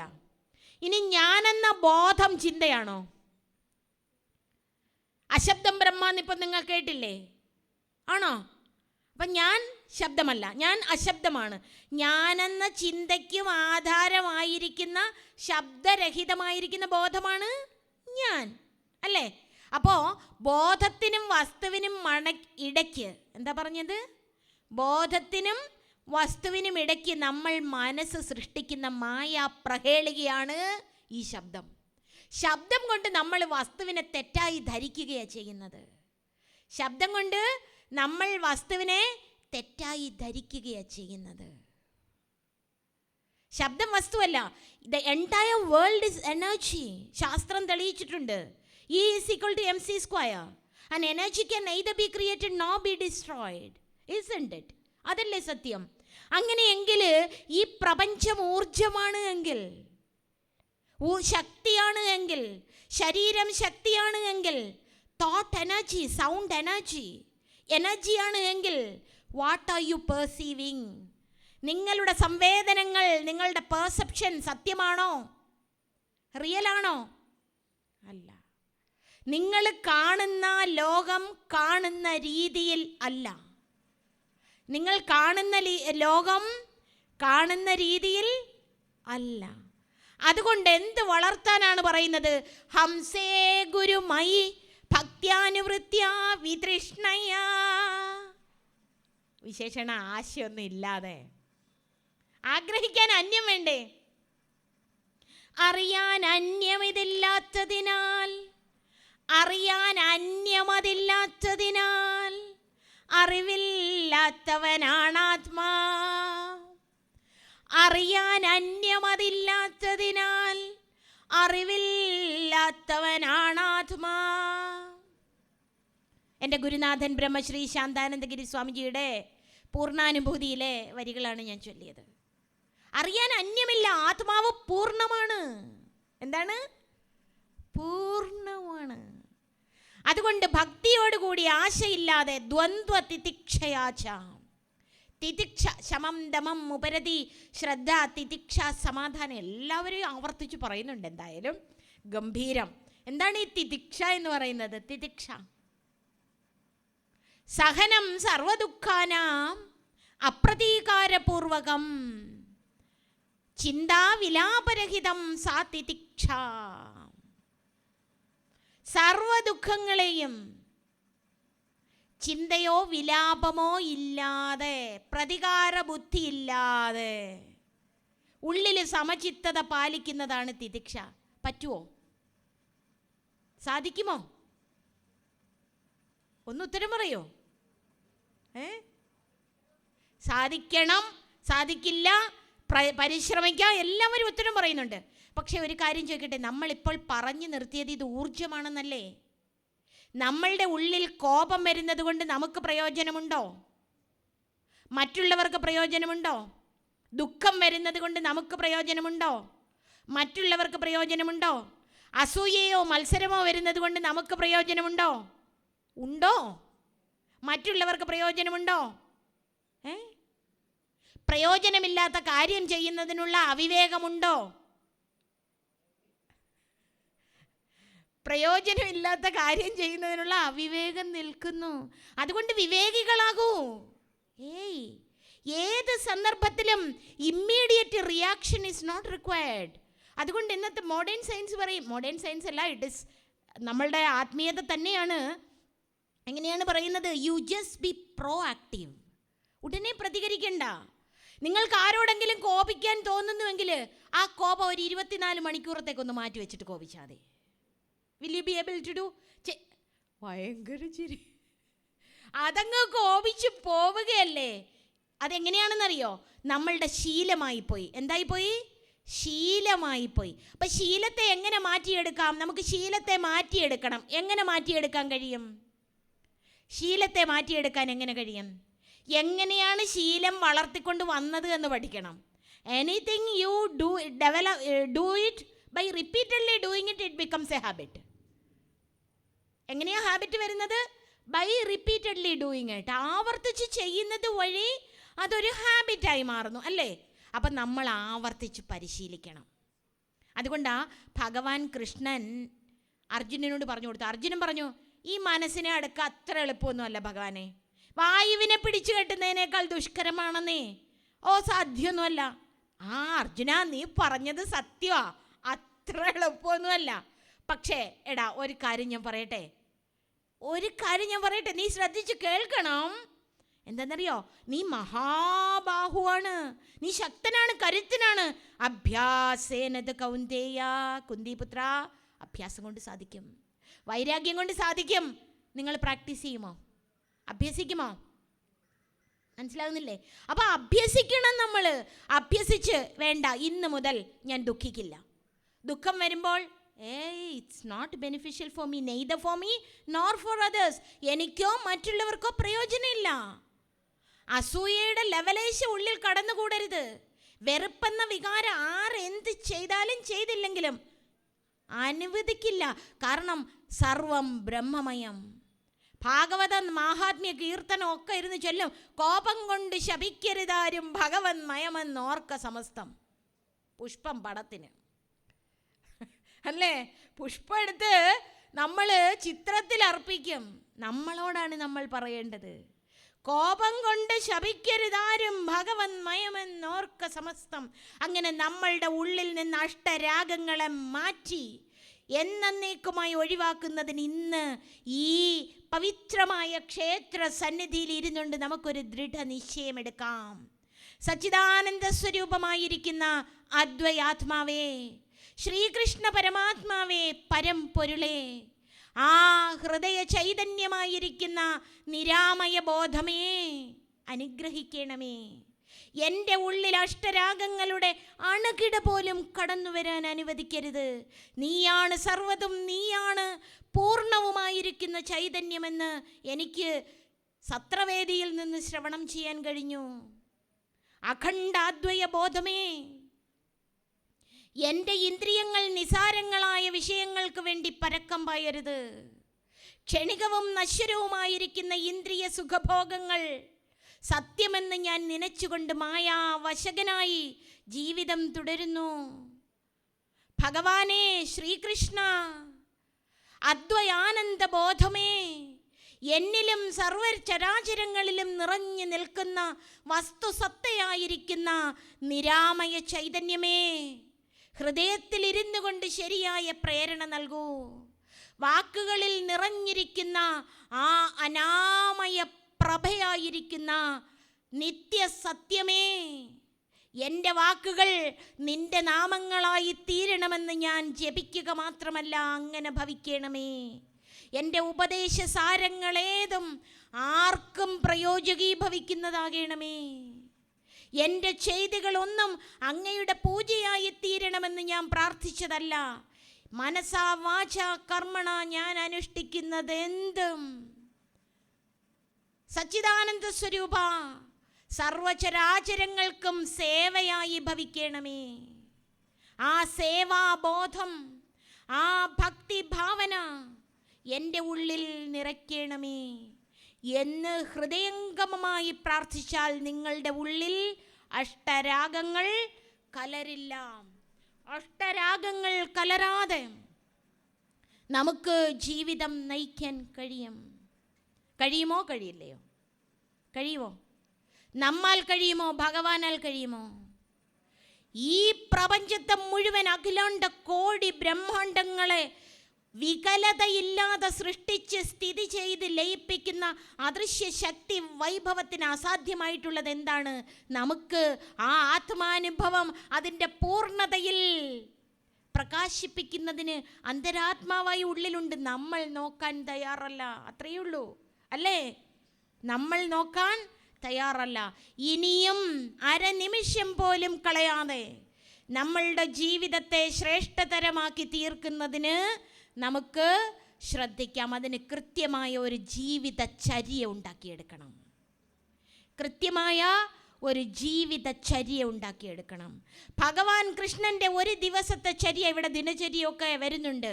എപ്പോഴാണ് ഭഗവാൻ എഴുന്നേൽക്കുന്നത്? ബ്രാഹ്മേ മുഹൂർത്തേ ഉത്ഥായ വാരി ഉപസ്പൃശ്യ, അല്ലേ? കൈയും കാലും ഒക്കെ കഴുകിയിട്ട് ബ്രാഹ്മ മുഹൂർത്തത്തിൽ എഴുന്നേറ്റ് തമസപരമാത്മാനം ദധ്യാത്, ഇന്ദ്രിയങ്ങളെ ഒക്കെ ആത്മസംസ്ഥമാക്കി, അന്ധകരണങ്ങളെ ആത്മസംസ്ഥമാക്കി ആ ആത്മാനുസന്ധാനത്തിൽ ഭഗവാൻ ഏർപ്പെട്ടിരുന്നു. ഇരിക്കണ്ടേ? അതിപ്പോഴത്തെ കുട്ടികളൊക്കെ പറയുന്നത് ലേറ്റ് നൈറ്റ് ഇരുന്ന് പഠിക്കാനാണ് താല്പര്യം. അതുപോലെ തന്നെ ലേറ്റായിട്ട് എഴുന്നേക്കാനും. അങ്ങനെയല്ല. നമ്മളുടെ ഭാരതീയ ദർശനം പറയുന്നത് പോലെ തന്നെ early to bed and early to wake up makes the man healthy, wealthy and wise. ഒരാൾക്ക് ആരോഗ്യവും ധനവും ബുദ്ധിയും ഒക്കെ ലഭിക്കണമെങ്കിൽ എന്ത് വേണം? നേരത്തെ തന്നെ എഴുന്നേൽക്കണം. കാരണം നമ്മളുടെ ഈ ശരീരത്തിൻ്റെ ഘടന അങ്ങനെയാണ്. By 8 o'clock in the evening നമ്മളുടെ ബോഡി ഒരു മെലാനിൻ ഹോർമോൺ പുറപ്പെടുവിക്കും. ആ മെലാനിൻ വന്ന് കഴിഞ്ഞാൽ പിന്നെ നമ്മൾ ഉറക്കത്തിലേക്ക് പോകാനുള്ളതാണ്. അപ്പം നമ്മളുടെ ഉറക്കത്തിലേക്ക് പോകുന്നില്ല എങ്കിൽ ആ ഹോർമോൺ ബോഡി പുറപ്പെടുവിക്കുകയും ചെയ്യും. നമ്മളുടെ excretory system, digestive system, central nervous system, circulatory system, all the systems will become topsy turvy. അതെല്ലാം കൊഴാമറിയും. അത് കൊഴാമറിഞ്ഞു കഴിഞ്ഞാൽ ശരീരത്തിൻ്റെ ഹെൽത്ത് പോകും. അതേസമയം ബ്രാഹ്മ മുഹൂർത്തത്തിൽ എഴുന്നേറ്റാൽ ലോകം വ്യവഹാരത്തിൻ്റെ ഇന്ദ്രിയ പ്രക്ഷുബ്ധതയുടെ ആ വികലമായ ഭാവങ്ങളിലേക്ക് പോകുന്നതിന് മുമ്പ് നമ്മൾ എഴുന്നേറ്റ് നമ്മളുടെ ജീവിതത്തെ ചിട്ടപ്പെടുത്തിയാൽ, ക്രമപ്പെടുത്തിയാൽ അത് വളരെയേറെ പ്രയോജനം ചെയ്യും. അതങ്ങനെ എഴുന്നേൽക്കുന്നത് ശീലമല്ലല്ലോ, അല്ലേ? ശീലമാക്കണം. അങ്ങനെ ശീലമാക്കിയാൽ രാവിലെ എഴുന്നേറ്റാൽ വൈകിട്ട് നേരത്തെ ഉറക്കം വരും. അതുപോലെ തന്നെ പ്രഭാതത്തിലും അങ്ങനെയാണ്. പ്രഭാതത്തിൽ സൂര്യൻ എഴുന്നേറ്റ് കഴിഞ്ഞ് കിടന്നുറങ്ങിയാൽ, ആ ബ്രാഹ്മ മുഹൂർത്തത്തിൽ എഴുന്നേറ്റാൽ നമ്മളുടെ ഹോർമോൺസ് സിറോട്ടോണിനും എപ്പിനെഫ്രിനും ഒക്കെ ആ ടൈമിൽ സെക്രറ്റ് ചെയ്യും. ശരീരത്തിൻ്റെ ഘടന പ്രകൃതിക്ക് അനുസരിച്ച് അങ്ങനെയാണ്. അല്ല, അത് കഴിഞ്ഞ് കിടന്നുറങ്ങിയാൽ കോർട്ടിസോൾ തുടങ്ങിയ സ്ട്രെസ് ഹോർമോൺസ് വരും. നാച്ചുറലി ലേറ്റായിട്ടാണ് എഴുന്നേൽക്കുന്നതെങ്കിൽ ശരീരത്തിൻ്റെ ആരോഗ്യം പോകും, സ്ട്രെസ് കൂടും, മനസ്സ് ദുർബലമാകും. സമയം അതിക്രമിക്കുന്നു. ഇല്ലെങ്കിൽ ഒരു നമ്മൾ എന്ത് കഠിന പ്രയത്നം ചെയ്തും, എന്ത് അത്യധ്വാനം ചെയ്തും, എന്ത് കഷ്ടതകളെ സഹിച്ചും നമുക്ക് എന്താണ് നേടിയെടുക്കേണ്ടതെന്നുള്ള ഒരു ലക്ഷ്യമുണ്ടായിരിക്കണം. എന്തുണ്ടായിരിക്കണം? ലക്ഷ്യമുണ്ടായിരിക്കണം. 1-ാമത്തെ ശ്ലോകത്തിൽ അതാണ് ഋഷഭദേവൻ നമ്മളോട് പറഞ്ഞത്. എന്താണ് പറഞ്ഞത്? ഋഷഭദേവൻ പറഞ്ഞു, എന്താണ് പറഞ്ഞത്? കൃമികീടങ്ങളെപ്പോലെ നികൃഷ്ടങ്ങളായ ഇന്ദ്രിയ സുഖഭോഗങ്ങൾക്ക് വേണ്ടി നശിപ്പിക്കാനുള്ളതല്ല ഈ ശ്രേഷ്ഠമായ മനുഷ്യദേഹം. ആണോ? അല്ല, അതിനുള്ളതല്ല. അതുകൊണ്ട് നമ്മളുടെ ജീവിതം ആ സച്ചിദാനന്ദ സ്വരൂപത്തെ പ്രാപിക്കുന്നതിന് വേണ്ടിയുള്ളതാണ്. മനസാ വാച കർമ്മണ സത്കർമ്മങ്ങൾ അനുഷ്ഠിക്കുന്നതിനുള്ളതാണ്. ഇന്ദ്രിയ സുഖഭോഗങ്ങൾക്ക് വേണ്ടി ഉള്ളതല്ല എന്ന് നമ്മൾ ബോധിച്ചുകൊണ്ട് ഓരോ നിമിഷവും ജീവിക്കണം. അങ്ങനെ ഋഷഭൻ ഈ ഉപദേശമൊക്കെ കൊടുത്തിട്ട് ഭരതനെ രാജ്യഭാരം ഏൽപ്പിച്ചിട്ട് അവധൂത വൃത്തിയെ കൈക്കൊണ്ടു. അവധൂതൻ അദ്ദേഹം ഇങ്ങനെ എവിടെയും സഞ്ചരിച്ചു കൊണ്ടിരുന്നു. ചിലപ്പോൾ തൻ്റെ വസ്ത്രം ദിഗംബരനായി സഞ്ചരിച്ചു. മലമൂത്രാദികൾ എപ്പോൾ പോകണം, എവിടെ പോകണം, എങ്ങനെ പോകണമെന്നില്ല. അജഗര വൃത്തി പോലെ ഭക്ഷണമെടുത്തു. ചിലപ്പോൾ ഭക്ഷണം അങ്ങനെ കഴിച്ചു. തൻ്റെ ജടയിൽ പക്ഷികൾ വന്ന് കൂടുകൂട്ടിയത് അദ്ദേഹം അറിഞ്ഞില്ല. സ്വശരീരത്തെ വിസ്മരിച്ചുകൊണ്ട് അദ്ദേഹം അങ്ങനെ സഞ്ചരിച്ചു കൊണ്ടേയിരുന്നു. ഋഷഭൻ്റെ സഞ്ചാരം മലമൂത്രാദികൾക്ക് സുഗന്ധമായിരുന്നു എന്നാണ് പറയുന്നത്. കേട്ടാൽ അത്ഭുതം തോന്നും. അത്ഭുതപ്പെടേണ്ട. ഒരു മഹാത്മാവിനെ, ഒരു സത്യദർശിയെ, ഒരു സത്യസ്വരൂപനെ ആർക്കും കണ്ടാൽ മനസ്സിലാകില്ല. വായുക്കൾ പോലെ വളരുന്ന ശിശുക്കൾ പോലെ, പേയെന്ന പോലെ പടുപാമരൻ എന്ന പോലെ, വായുക്കൾ പോലെ വളരുന്ന ശിശുക്കൾ പോലെ, പേയെന്ന പോലെ പടുപാമരനെന്ന പോലെ, മായങ്ങളറ്റ് മതിയറ്റ അഭിമാനമറ്റ് ഒരായാസമറ്റിഹ നടന്നിടും ആത്മയോഗി. ചിലപ്പോൾ വായുക്കളെ പോലെ ആര് പിടിച്ചാലും കിട്ടത്തില്ല, ഒന്നിനോടും ഒട്ടത്തില്ല, എന്നാൽ എല്ലായിടത്തും ഉണ്ട്. വായുക്കൾ പോലെ വളരുന്ന ശിശുക്കൾ പോലെ കുസൃതിയൊക്കെ കാണിക്കാം, കൊച്ചുകുട്ടികളെ പോലെ ഇടപെടും. പേയെന്ന പോലെ, ചിലപ്പോൾ ഭ്രാന്തനെ പോലെ, പടുപാമരനെന്ന പോലെ, അങ്ങനെയൊക്കെയാണ് ഇവർ ജീവിക്കുന്ന അവധൂത വൃത്തി. ആശാപാശങ്ങളറ്റ് വാസന ക്ഷയിച്ച് ധൂളി പോലെ ആകാശാദി പ്രപഞ്ചത്തെ കണ്ട് തത്വസ്വരൂപമായി വിരാജിക്കുന്നവനാണ് അവധൂതൻ. അതുകൊണ്ട് നമ്മൾ ഒരു ദൃഢനിശ്ചയം എടുക്കുക. മനുഷ്യ ജന്മ ലക്ഷ്യം, വരുന്ന ഒരു വർഷം ഞാൻ എന്ത് ചെയ്യും, അടുത്ത ഒരു വർഷം ഞാൻ എന്ത് ചെയ്യും, 5 വർഷം കൊണ്ട് ഞാൻ എന്ത് ചെയ്യും. Please make a vision of your life. No problem. നിങ്ങളുടെ ജീവിതത്തിനൊരു വിഷൻ, അതായത് aspirational image of your future. ഭാവിയുണ്ടോ ഭൂതമുണ്ടോ എന്നൊന്നും ചോദിക്കരുത്. ഇപ്പം നിങ്ങൾ സാധകരായതുകൊണ്ടാണ് ഇങ്ങനെ പറയുന്നത്. സാധകരല്ലേ, ഗൃഹസ്ഥാശ്രമികളല്ലേ, അതിൻ്റെ നൂലാമാലകളിലൊക്കെ പെട്ടിരിക്കുകയല്ലേ. അപ്പം നിങ്ങൾ ഈ ആത്മധ്യാന നിരതമായി നയിക്കുന്ന ഒരു ജീവിതത്തെ നല്ല കൃത്യതയോടുകൂടി സ്പഷ്ടമായിട്ട് വിഭാവന ചെയ്യൂ. Aspirational image of your future. Don't make it for tomorrow. നാളത്തേക്ക് വെക്കണ്ട, നൗ ഇറ്റ് സെൽഫ്, ഇപ്പോൾ തന്നെ അല്ലേ. എന്നിട്ട് അതിന് സ്പെസിഫിക് ഗോൾസ്, അതിന് ഓരോ എങ്ങനെയായിരിക്കണം എന്ന് ആയിരിക്കണം. അതിനൊരു നിമോണിക് ഡിവൈസ് പറഞ്ഞാൽ സ്മാർട്ട്. സ്മാർട്ട് എന്ന് പറഞ്ഞാൽ S for specific, M for measurable, A for attainable, R for relevant, T for time bound. സമയമില്ല, എന്തായാലും സ്പെസിഫിക് ആയിട്ടൊരു ഗോൾ. ഇത്ര സമയം കൊണ്ട് ഇത്ര ജപം ചെയ്യും, ഇത്ര അനുഷ്ഠാനം ചെയ്യും. വിദ്യാർത്ഥികളാണ് ഇങ്ങനെ വിദ്യ അഭ്യസിക്കും, ഇത്ര വേദാധ്യയനം ചെയ്യും, അല്ലേ. Measurable goals, attainable goals, relevant goals, time bound goals. But കാലാതീതമായ സത്യത്തെ കാലം കൊണ്ട് ഒരിക്കലും സാക്ഷാത്കരിക്കാൻ സാധ്യമല്ല. സ്നേഹസ്വരൂപികളായ എൻ്റെ ബന്ധുക്കളോട് ഒരു ശ്ലോകം കൂടി പറഞ്ഞുകൊണ്ട് സമയം ആയിരിക്കുന്നതിനാൽ നിർത്താം. അലമല മഴലിത് ചലനില നിഴലിത് പല നില പടമതിലധ്യസ്ഥം. അലമല മഴലിത്, അലമല മഴലിത് ചലനില നിഴലിത് പല നില പടമതിലധ്യസ്ഥം. അലയരുതലകളിൽ, അലയരുതലകളിൽ അവികലതലമിത് ഉലക് പൊലിഞ്ഞിളകാത്ത നില. അലയരുതലകളിൽ അവികലതലമിത് ഉലക് പൊലിഞ്ഞിളകാത്ത നില. എൻ്റെ ഗുരുനാഥൻ ബ്രഹ്മശ്രീ ശാന്താനന്ദഗിരി സ്വാമിജിയുടെ പൂർണ്ണ അനുഭൂതി എന്ന ഗ്രന്ഥത്തിലെ ശ്ലോകമാണ് ഞാൻ ഉദ്ധരിച്ചത്. ഇതുപോലെ ഗുരുനാഥൻ്റെ അനേകം ഗ്രന്ഥങ്ങൾ, അഖണ്ഡാനുഭൂതി എന്ന 7 വോളിയംസ് അടങ്ങിയ പ്രകരണ ഗ്രന്ഥങ്ങളുണ്ട്. പൂർണ്ണാനുഭൂതി, ധ്യാന പൗർണമി, പ്രബോധ പ്രചുരിമ, അദ്വയാനുഭൂതി, മൗനാനുഭൂതി തുടങ്ങി വളരെയധികം ഗ്രന്ഥങ്ങളുണ്ട്. പൂർണ്ണാനുഭൂതിയിലെ ഒരു വരിയാണ് ഞാനിപ്പോൾ നിങ്ങളോട് സംവദിച്ചത്, ഉദ്ധരിച്ചത്. അലം അലം അഴലിത്, മതി മതി ദുഃഖം മതി. അലം അലം എന്ന് പറഞ്ഞാൽ മതി മതി. അലം അലം അഴലിത് ചലനില നിഴലിത്. നിങ്ങൾ കണ്ടുകൊണ്ടിരിക്കുന്നത് നിഴലുകളാണ്. നിഴലുകളാണോ കണ്ടുകൊണ്ടിരിക്കുന്നത്? നിങ്ങളുടെ റെറ്റിനയിൽ പതിയുന്നത് അൺറിയൽ ഇൻവേർട്ടഡ് ഇമേജ് ആണ്. എന്താണ്? Unreal inverted image.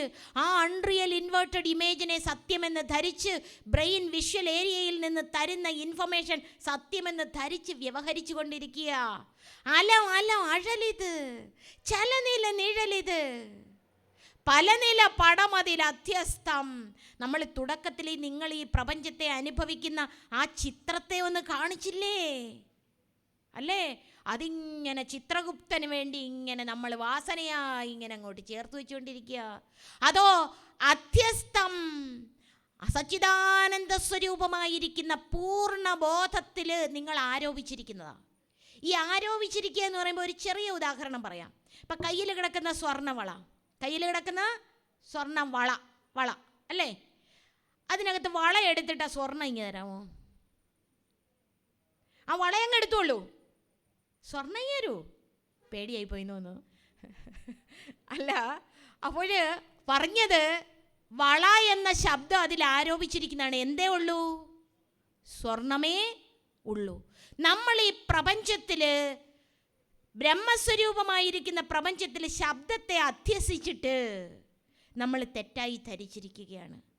പല നില പടമതിൽ അധ്യസ്ഥം, അലയരുത് അലകളിൽ അവികല തലമിത്. എൻ്റെ കുഞ്ഞേ, നിന്റെ സ്വരൂപം വികലതയില്ലാത്ത ഉണ്മയാണ്.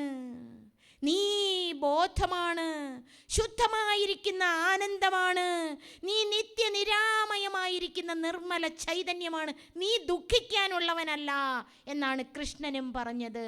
തുടക്കത്തിൽ പറഞ്ഞു അശോച്യാൻ എന്ന് തുടങ്ങി മാ ശുച, ദുഃഖിക്കരുത് എന്ന് പറഞ്ഞതുപോലെ ഈ അഖില ഭാരത ഭാഗവത സത്രവേദിയിൽ ഋഷഭൻ ജനിച്ച്, ഋഷഭൻ അവധൂത വൃത്തിയെ തുടർന്ന് അങ്ങനെ തൻ്റെ ശരീരത്യാഗം പോലും മഹത്തായി കാട്ടിക്കൊണ്ട്, എത്ര ഗംഭീരമായിട്ടാണ് അല്ലേ, എത്ര ഗംഭീരമായിട്ട് അവധൂത വൃത്തിയിൽ കഴിയുന്ന രാജാവും ഋഷിയുമായി വിരാജിച്ച ആ ഋഷഭനെ കണ്ടുകൊണ്ട്, ആ ഋഷഭദേവനെ ഭഗവാനായി കണ്ട് ഹൃദയത്തിൽ പ്രതിഷ്ഠിച്ച്, ഉപദേശസാരത്തെ ഹൃദയത്തിൽ പ്രതിഷ്ഠിച്ച് ധന്യധന്യമായ ജീവിതം നയിക്കാൻ നിങ്ങൾക്കേവർക്കും കഴിയട്ടെ എന്ന് ആത്മാർത്ഥമായി പ്രാർത്ഥിച്ചുകൊണ്ട്, ഈ അഖില ഭാരത ഭാഗവത സത്രവേദി പോലെ ഏറ്റവും മഹത്തായ ഒരാധ്യാത്മിക സഭ കേരളത്തിലില്ല എന്നുള്ള ഒരു തൃപ്തിയോടുകൂടി, പൂർണ്ണ ഹൃദയത്തോടു കൂടി ഇതിന് ഭാഗഭാക്കായി പ്രവർത്തിക്കുന്ന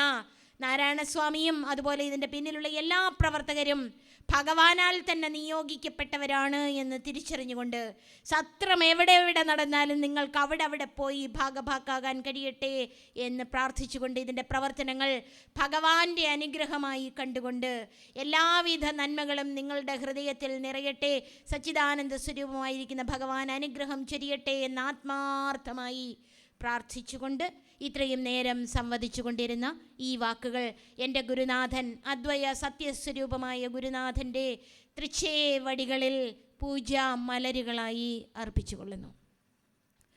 ഓം പൂർണ്ണമദ പൂർണ്ണമിദം പൂർണ്ണാത് പൂർണ്ണമുദച്യതേ പൂർണ്ണസ്യ പൂർണ്ണമാദായ പൂർണ്ണമേവാവശിഷ്യതേ. ഓം ശാന്തി ശാന്തി ശാന്തി. 41ാമത് അഖില ഭാരത ശ്രീമദ്